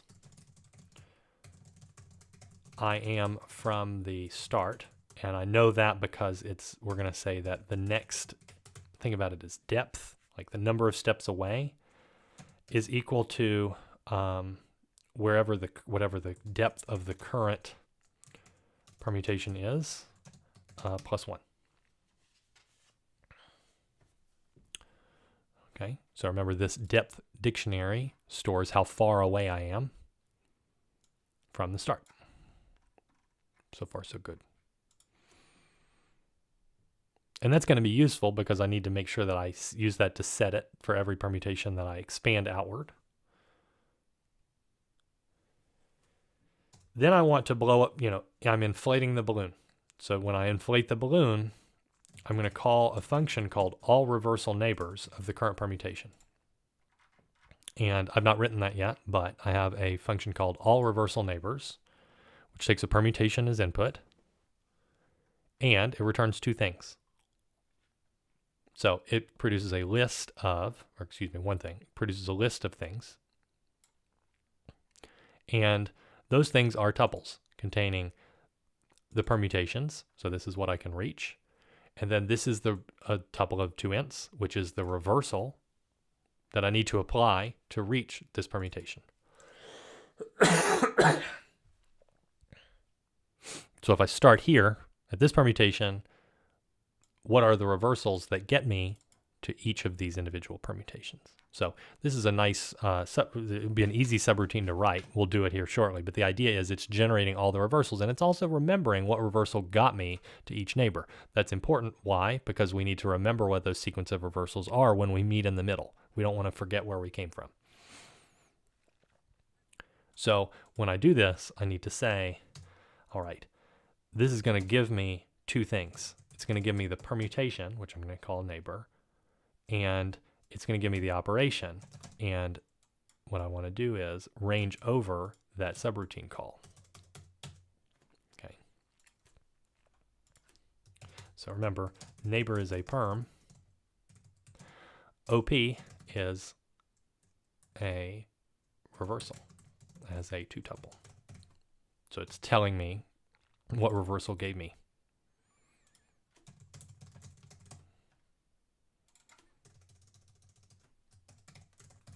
That permutation. Now I ask a really important question, which is, have I seen this permutation before? If so, ignore, because I would be updating to say, say I've seen this permutation before and I knew I was 2 away from the origin, and now I'm 16 away from the origin. Well, that's no good, right? Because I knew that permutation that I've seen before is indeed 2 away from the start. So the last thing I want to do is update that to say, oh, I'm 16 away, because, well, the whole point is that I want the shortest number of steps from the start. And so I want to only set something if the neighbor hasn't appeared. So if it's not in f depth, and f depth is this thing that I'm building representing the number of steps needed to reach each permutation from the start. So by saying not in, I'm saying, have I seen this as a key of f depth before? And if it's not in f depth, great. Here's where I set it. So I say set f depth of the neighbor is equal to the next depth that I set. Okay, here. And I guess I don't even need that, right? I could set f depth of perm plus 1. But I had already set this, so it's okay. And then at this point in time, I'm going to say f of parent of neighbor is equal to perm, right? I got to the neighbor from the permutation. So I need to remember when I'm at that neighbor, where did you come from? Well, you came from perm. So remember where we came from. We also need to remember the operation.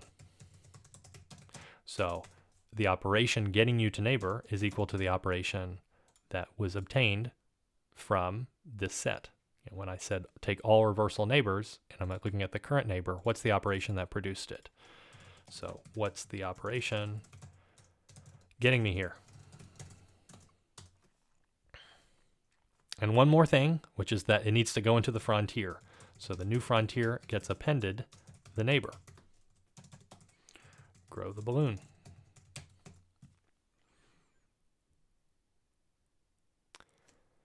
Then we say, all right, there's one other important thing, which is this neighbor known to the other side? Right? So does it touch the other balloon?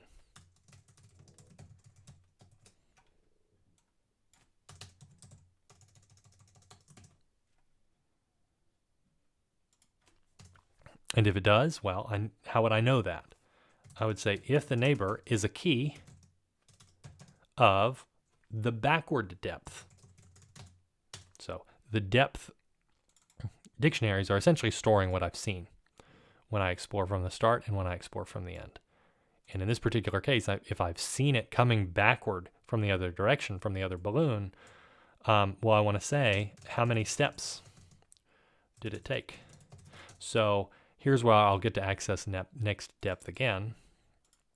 I'm going to say next depth, the total is equal to the next depth plus, well, the number of steps that it would take for me to get backwards from B depth. Fortunately, B depth is storing something very useful, which is the key is neighbor and the value is the number of steps. So B depth of neighbor. And so this is, how many times did I blow in the balloon coming from the start? How many times did I blow in the opposite backward balloon coming from the end? I add those together, and there's where I say, if meeting hasn't been set,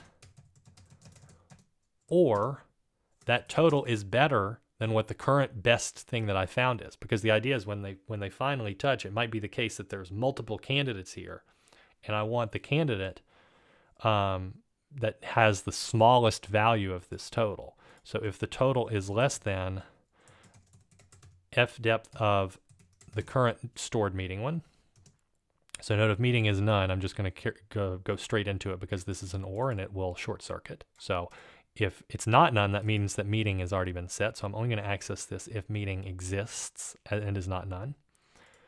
So if the total beats the current value of the total, which is F depth of meeting plus B depth of meeting. Okay. If that's all the case, then what do I want to set? Meeting equal to the neighbor.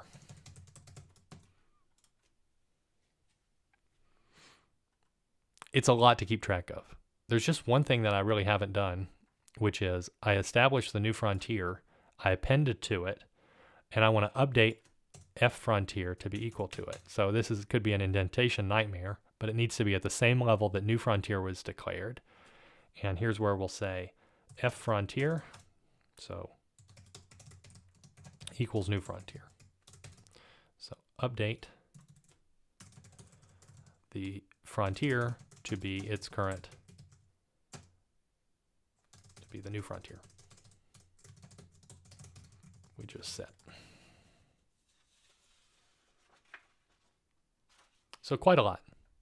Maintaining all those dictionaries is quite a lot to handle. It would probably be helpful to literally sit down, if you really wanted to understand this algorithm on a very deep level, is to sit down and do this for a small collection of permutations and track all of the different dictionaries and understand how they update. It takes quite a while to get to this implementation and not have a little tricky detail that's missing. But that's not the purpose of the stream. We'd be here all day. And what we need to do at this point in time is the exact same thing. So we're going to follow the same sequence of steps. I could comment this. I want to move through it quickly because there is nothing on Earth that we're going to be doing that's different from what we've just done. The only thing is we're doing this in the opposite direction. So this is when the second balloon is smaller. We need to blow into the balloon, track the frontier, update all of the, figure out the reversals of every possible permutation on the frontier, compute the depth, figure out what the operations are that got you there, update the parents, and so forth. And the whole point is that's because we're just doing this blindly. We don't know what the right direction is. And so the only thing we can do is to try and expand in every possible direction. But the idea is that we're going backwards. So in this case, our new frontier is going to be empty. At the end, we're going to update. So I'm going to say the backward frontier is equal to the new frontier. Then we're going to range over all of the permutations on the current frontier. So I'll say for perm in the back frontier. That was our next step. Figure out the number of steps, range over all of the neighbors of the current permutation. So we'll say next step is equal to the backwards depth of the permutation plus 1. And then we'll say for each neighbor and each operation in the list of things that happen when you call this all reversal neighbors of perm. We say, have we seen it? So if the neighbor has not already been seen, now we want to update all of its attributes. So we say bdepth of neighbor is equal to max depth, or next depth, I should say. Update its parent. So the parent of the neighbor, where it came from, is just perm. The operation that got you to the neighbor is the operation that comes from that list when we call the subroutine. And then we want to append it to the frontier. So new frontier dot append neighbor. So far, so good. Then, of course, we need to say, you know, did it appear on the other side? And so here's where we say, if the neighbor is in, the other side now is F depth. So if it's a key in F depth, then we know that it came from the front balloon. And here's where we want to say, if meeting is none, we want to update meeting equal to neighbor, but we need to be a little more precise here because meeting might already be set. So if meeting is already set, we only want to update it if it's better. So I want to say total is equal to F depth of neighbor. So that's the number of steps from the start plus the number of steps from the end, which was what we called next depth. And so this is or if the total is less than F depth of the meeting, which is the current best one, plus B depth of the meeting. That's when we're going to update it, and we should be good.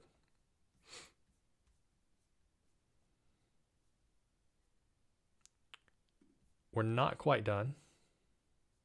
Not quite done. There's one other thing we need to do. And I've realized this is not quite right because we only want to do this with the neighbor if it's not in the B depth, because otherwise we would be updating attributes of it, and that would be wrong. So this might actually take an action if the neighbor was already in the B depth dictionary. That would be bad. So all of this needs to get indented. So we have even more indentation. And all of this needs to get indented, and then we're going to be okay. But regardless of which direction we have blown into the balloon, we've now expanded both. Now that we've expanded both, we're back at the level of indentation of the highest level of the function. Okay, so great. And then the question is, what do we do? So at this point in time, the balloons have touched, and we know that we have met at the promontory point of the perm called meeting. So meeting is our, hopefully kind of in the middle permutation. And what that means is, well, all I know at this point in time is I've got my start permutation, I've got my end permutation, and I've met in the middle, and I actually can compute the total distance. It's just the sum of these two things, F depth of meeting plus B depth of meeting. So I could call it a day there. The reversal distance, the reversal distance is this sum. Okay, that's the number of steps from the start plus the number of steps to the end. Cool, right? But we want more, which is the sequence of operations. And the reason why is we're trying to solve two problems at once. And if I want the sequence of operations, here's where remembering my parent and the operation that got me there is going to be very useful. So I'm going to store two things. Let's grab the forward operations and the backward operations. And so we will say the forward operations is just a list of operations, and those operations are two tuples. Starts off as empty. We're going to start at the meeting point, and I'm going to trace backwards. So this is, idea is to trace backwards from the meeting to the start. It's a lot like dynamic programming. So When we have a trace back, it's the same kind of general idea. And so we're going to say while current is going to be in f parent. Okay, so what was f parent? It's our other dictionary that represents where I came from. So while it's a key of this, notice it starts off empty. So start has no parent. So that's clever, right? Because it's like everybody is going to be in the dictionary. Everybody's going to remember where they came from, except when we get to the start. So while current is in f parent, so this stops when we hit start. Okay, I should say this process stops. Let me be a little bit clearer there. I will say, well, the current thing that I care about is FOP of current. That's the operation. And I want to take that operation and add it to the forward ops. So I'm going to say forward ops that I care about dot append this thing. And then I want to walk back a step. What do I mean by that? I'm going to say current equals f parent of current. So we're using each of these dictionaries like at the appropriate time. We're using this dictionary to remember the operation that got me there, and then I need to actually go backwards. So I guess I technically could, I don't need this from this perspective at this point in time because I could apply that reversal and go backwards to it, but it's like maybe mildly redundant, but it just makes more sense to walk back a step by remembering it in the dictionary. Okay, and then there's one other problem when I do this, which is as I've gone backwards, well, I've gone backwards, and that's not good. So in other words, the order of the operations is backwards. But fortunately, Python gives us a nice little thing to do here, which is to call reverse and invert it. And we've seen that idea before. When we backtracked, when we looked at dynamic programming, a lot of times what we would have would be a list of things. Oh no, they're in the complete opposite order of what I want. It's fine, just call .reverse on them.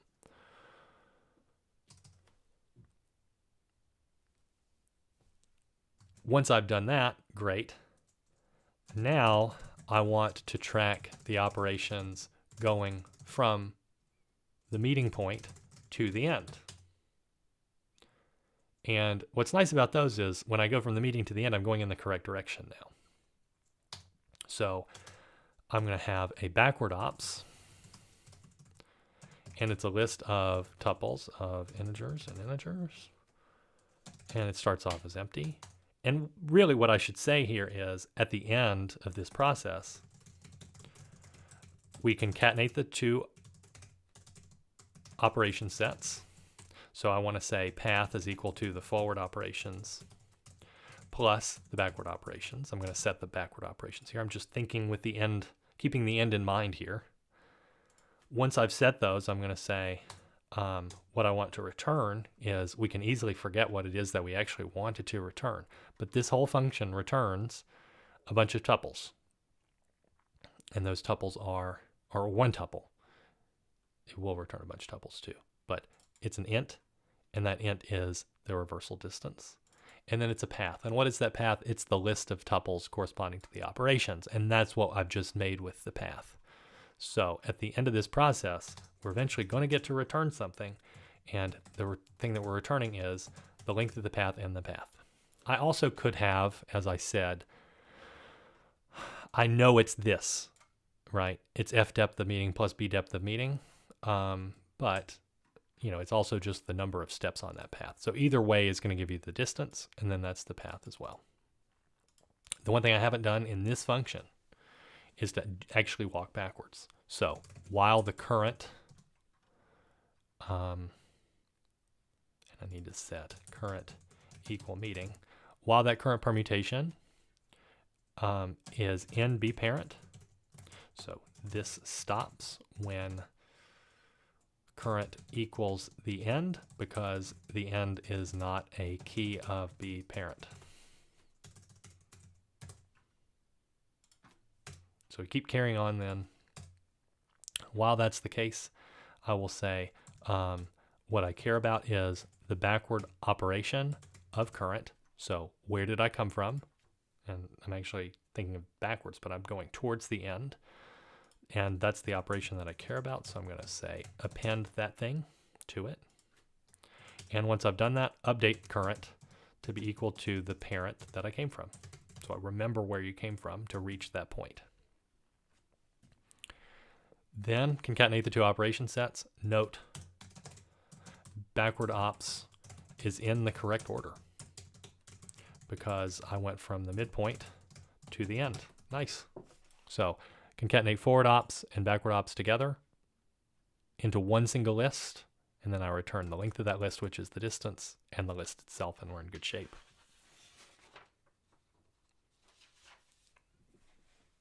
Of course, we're not done. We aren't done because we have to write the subroutines. Fortunately, as I said, I was a little light on using subroutines. So we do need to write all reversal neighbors.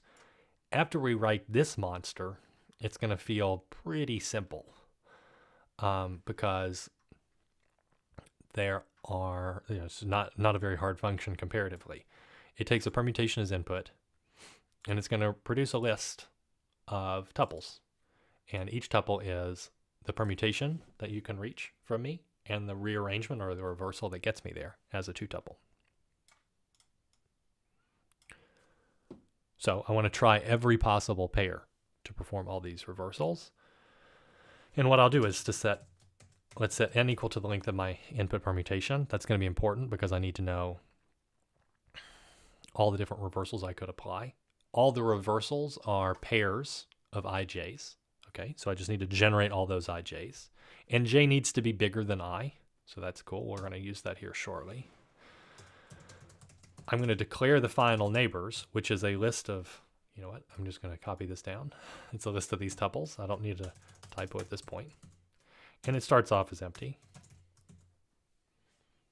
And then I'm going to range over all the possible values. So I range, we're ranging over all ij pairs where j has to be bigger than I. And when I do that ranging, I'm going to say we are going to get to apply the same trick as we did when we looked at distance matrices. So we already have started looking at distance matrices, and when we produce those distance matrices, if I know that they're symmetric about the main diagonal, I'm computing the distance between species I and species j. I only have to do that computation once, and so we were ranging above the upper triangle above the main diagonal of a matrix. And in that particular case, I know I'm just looking at the values of j that are bigger than I, meaning they start at I+1 and go up to but not including n. And here's where I say, okay, now perform the reversal. So I need a subroutine here called reverse segment. So I called it reverse segment, which takes the current permutation. It takes I and it takes j. It's going to give you a new permutation. I'm going to call that neighbor to be consistent with what we called it when we wrote reverse distance and path. That makes sense because I'm one away from the permutation. And then once I've done that, I've got the neighbor, add it to the list. So I'm going to say neighbors.append, and this, I need to be careful. It's the permutation, and then it's I and it's j. So I want to append this thing, but it is a tuple, and that tuple contains, well, it contains neighbor. Oh, hello. But then it also contains I and j. So it needs to have one more tuple in there of ij to make sure that I know what the operation was, because when we did that big operation dictionary, that wound up being really important to this. And then at the end of that process, be very careful. Want to make sure that we return the neighbors because they'll contain all these permutations as well as the reversals that got me to them. And that's it. As I said, that's a short function. It's not too bad. Reverse segment is also not too bad. Reverse segment is a function that performs changing this permutation into this permutation. And so in this particular case, if we were reversing, we were taking I and j from here to here, you can see that that's the section that got reversed. Well, making this permutation is pretty easy because I just take the part up to the point that got reversed. I then invert the middle that did get inverted, and then I take everything past it. So we're going to have a reversal function that does that, called reverse segment. And reverse segment is going to say, let's first identify the middle that gets reversed. I'm assuming here that it's inclusive. Maybe that's kind of, maybe I shouldn't do it that way, but I just need to make sure that I know that I'm including j, but I'm also going to zero index. So I'm going to make sure that I could start off at 0. It's going to go up to but not including n. And j is going to be included. So we need to include it in part of the middle. That is perm of I to j plus 1. And I want to reverse it. Flip it. So we're going to say middle.reverse. And there's one minor technicality, which is that this is a tuple, and I can't call reverse on a tuple. So Python's going to make me convert that to a list first, and that's okay. But once I flip it, now it's just a matter of concatenate the 3 parts. Everything up to the middle, the reversed middle, and everything past it. So this just becomes very boring, very easy to make a mistake on. Thank you, AI. Indexing. But I'll just tell you, return perm of everything up to I plus the middle. And this is annoying because this is a tuple and this is now a list. So we have to tupleify it again. And then we're going to take everything past j plus, or j. So we start at j plus 1 and go to the end. And that's it. So applying an individual reversal is easy. Maybe I should have started there to build up our confidence. And there's just one other thing to do, which is that technically, well, this problem needs us to determine a reversal distance. And I guess I could have a function that does this over a collection of different pairs of permutations. But that was the point at which I was like, look, I'll do this for you, in both the sample and in the parsing part of the code. I feel like that we're just computing a bunch of distances. The function that we actually care about is this behemoth, reversal distance and path. But it would be nice to have a reversal distance too, that is a start permutation and an end permutation, and just returns the integer corresponding to the minimum number of reversals required to transform start into perm. And that's not hard because we already have reversal distance and path, and that's going to take the start and the end. But if we look at what it returns, again, thinking always in terms of inputs and outputs to functions, it's going to return a tuple of 2 things. It's going to return the distance between them, and then it's going to have that path of all those reversals that get us there. Of course, for this particular function, do I care about that path? No, I do not. So I care about the distance, but I don't care about the other thing that gets returned from it. So I'm just going to use underscore there, and then I'm going to return the distance. And the problem is actually, I think, I hope, I pray, solved. Let's see. So we can now at least run it on test data set Python 3 RAR.py 0112, and that's a little different from the sample that's present on the website because we're not given a pair of permutations. Let's see what happens. Make sure that we can run this on sort. So I'm going to look at the sample on sort. Hopefully we get this. We get 249 and 25 or something equally correct. If we look at sort, I should say, it literally just calls reversal distance and path. So it imports reversal distance and path from rear.py,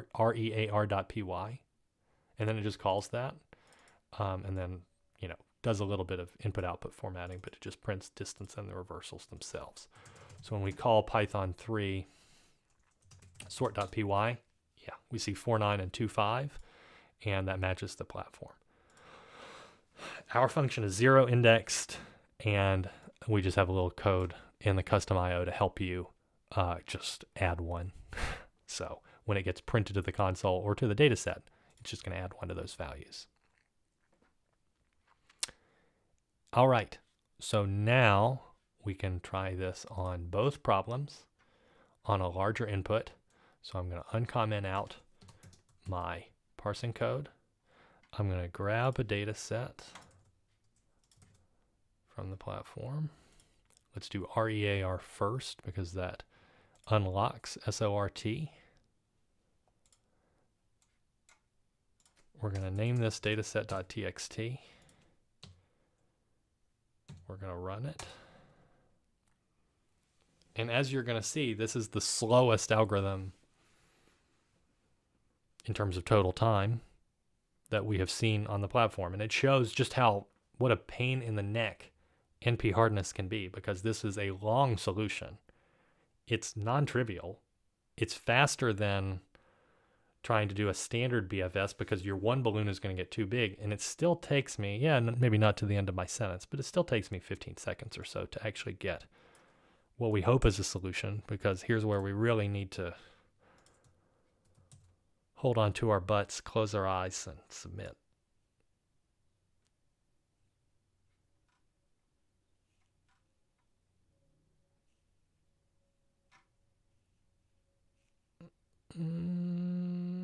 Yes, okay. And we got a badge.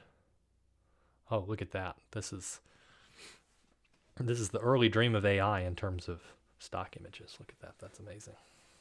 Okay. So that's our genome rearrangements badge, and we solved reversal distance, which means we should now be pretty cocky that the behemoth is going to work for sort.py also. I just need to uncomment out, get rid of my data set, get my sort data set ready to go, call it dataset.txt, and run it. And that was quick that time because I think it just wasn't looking for a data set that was quite as large. I think the point of this problem is the first problem prevents you from using brute force, but to unlock this question, you have to have solved the other question. So they're just assuming that you're doing the right thing.